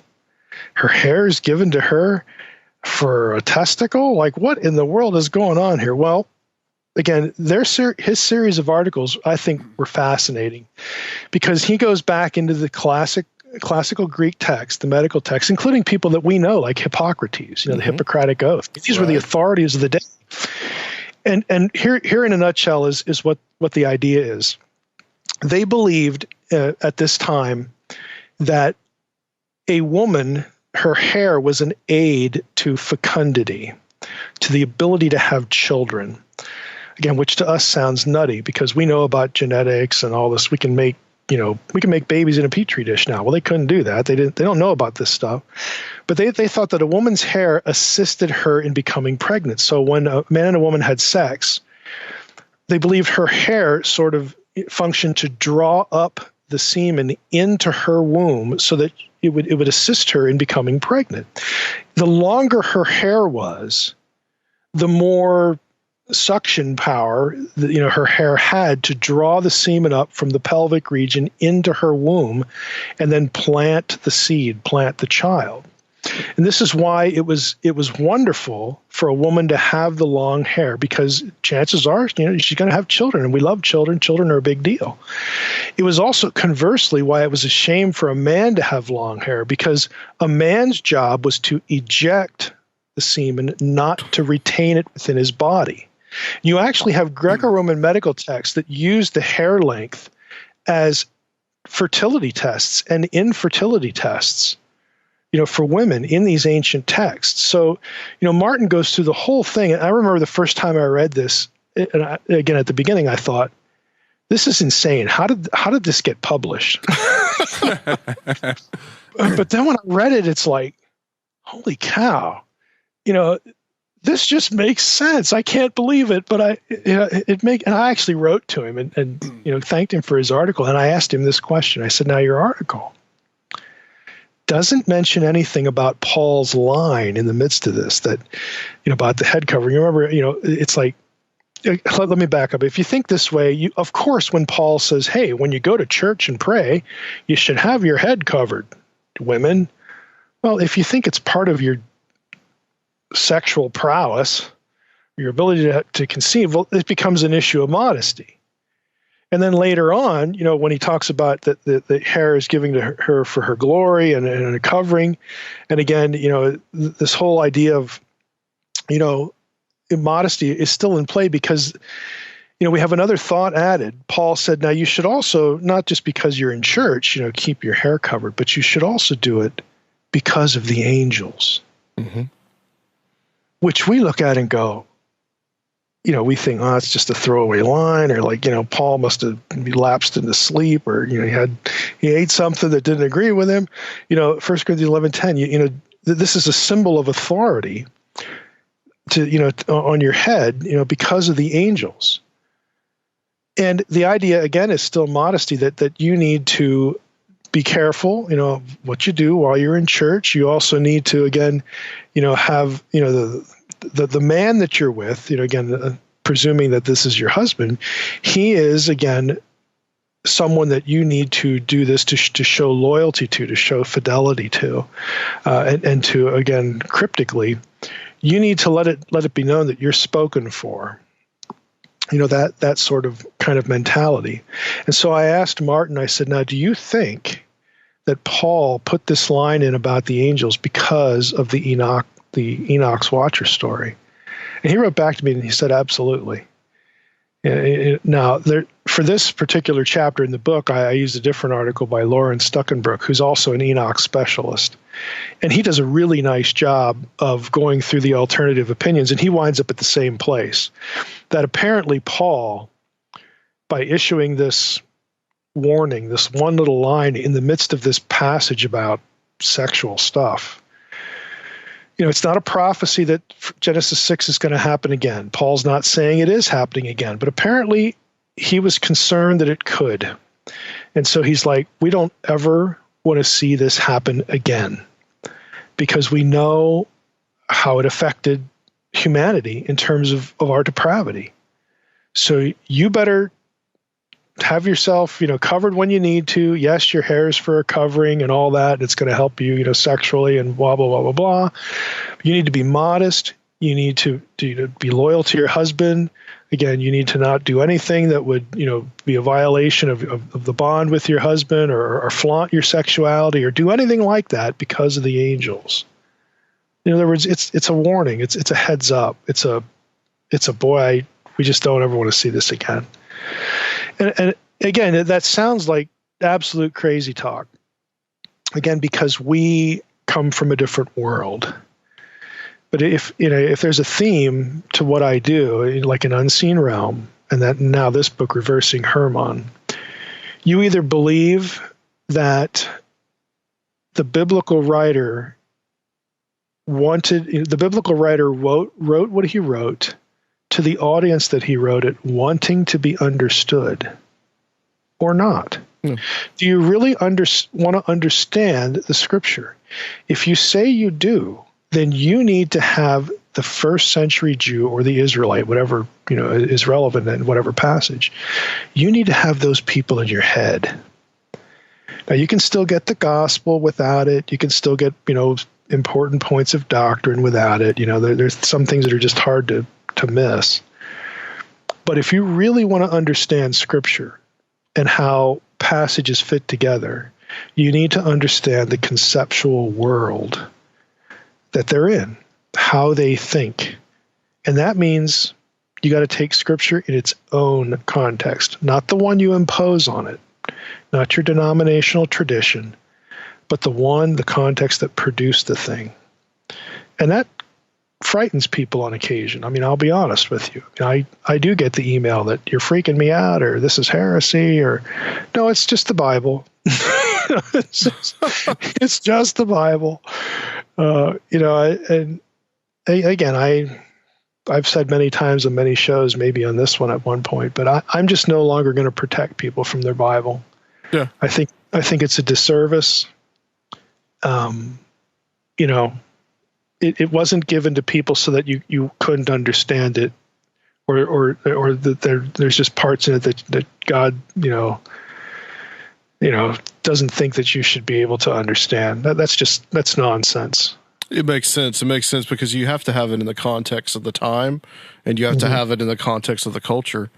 Rob, was there anything that you wanted to ask? I was going to ask if we could talk about Samson instead. It's a good positive long hair story. You know what? Two things that come to mind there, because the whole long hair, that was a disgrace for men to have long hair. Well, Jesus is portrayed classically as having long hair, but I suppose at the time, I guess that he really wouldn't have had long hair then. Yeah, if you're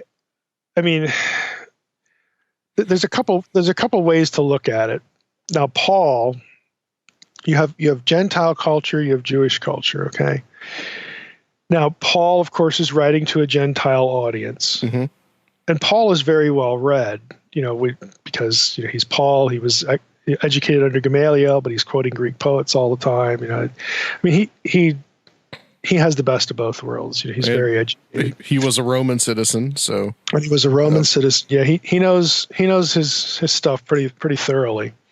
So on the one hand, there is a question of, well, would a Jew have viewed this kind of material again? Would their medical knowledge have either been the same, or would they have bothered to read, what a Gentile physician, like Hippocrates would say?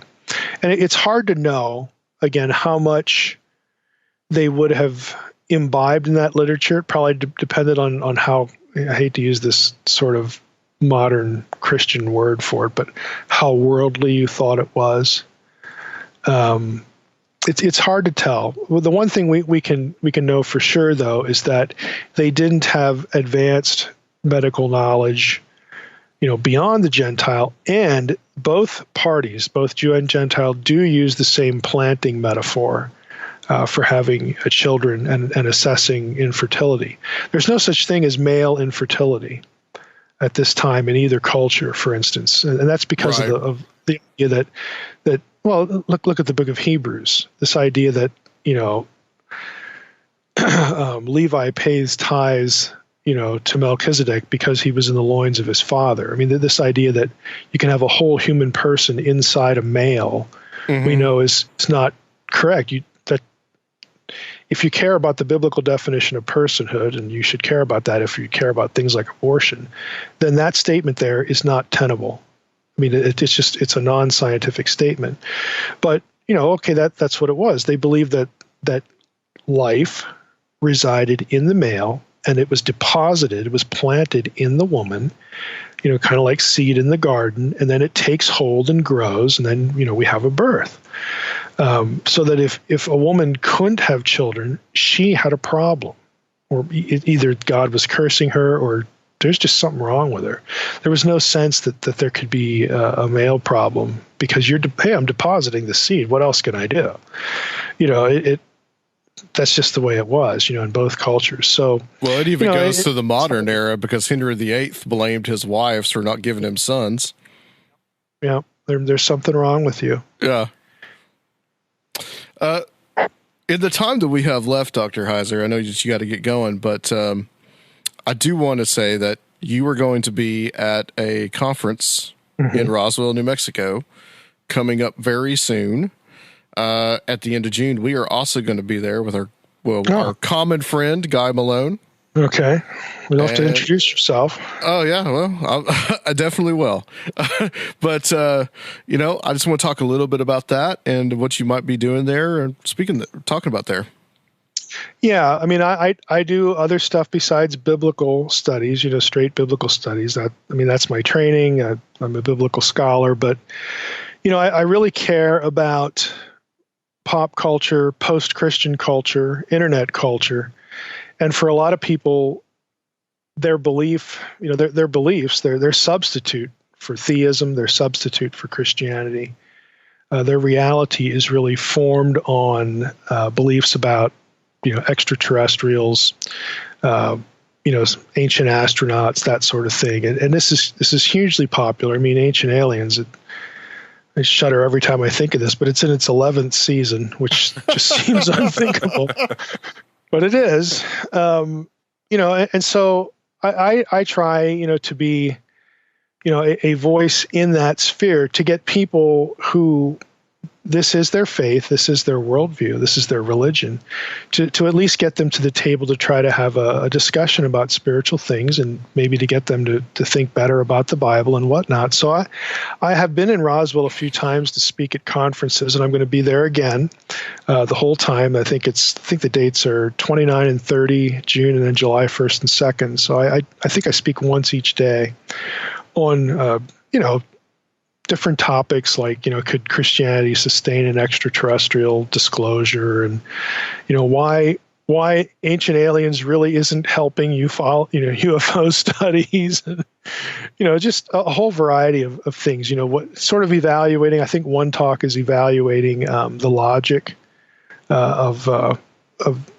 defense of the extraterrestrial worldview. In other words, what's the factual material as opposed to the bluster, about it. But I'm interested in it. I don't view extraterrestrials, if there really are extraterrestrials, I don't view them as an inherent threat to Christianity. But I do think stuff like alien abduction and narratives, what aliens supposedly tell people, which tends to be very anti-Christian. Mm-hmm. I don't think that's the real deal. I think it's something spiritual. And incidentally, that's reflected in something that this is like breaking news on your show here. My employer, the company is called Faith Life, or the makers of Logos Bible software. They have created a 90-minute documentary of me talking about alien stuff, why I do this and what the issues are, specifically spiritually, religiously, theologically. And it's called Aliens and Demons. Now, that is now, or at least as of April 14th, will be accessible to the public, at least the trailer will. What the company wants to do is they've launched a streaming TV channel. So if people go up to, it's a clunky address, maybe I could just give it to you as a link, but it's the word store.faithlife.com and then /aliens-and-demons, aliens and demons with dashes in between there. You'll find the trailer, and it's pretty slick, I have to admit it. I mean, they really have spent a lot of time on this. The trailer is it's cool. It's pretty slick, but they want people to watch the trailer and subscribe to the channel. It's $5 a month or $4.95 or whatever it is. Then you can watch the whole thing. And there's a lot of other content on the channel. a lot of teaching content. We have scholars from all over the world, come into our campus, our company, and record content, record stuff that they would teach in seminary, and you can get access to that stuff. So they want to try to kick it off with this and do something a little bit different that might appeal to pop culture. So Aliens and Demons is the title of the film. Well, excellent. I'll have to sit down and watch that. And when we're at the conference, maybe we could get you to come in and sit down for an in-person interview about it. I think that would be awesome. Yeah, I've told them. I mean, they're doing the streaming thing, but I said, I'm doing the Roswell conference, so it'd be a good idea to put this on DVDs, and I can take some with me. And so they've agreed to produce that. I mean, we'll probably have something there, a laptop or something to play the trailer. But we should have DVDs of it there too. And again, I don't get anything from it.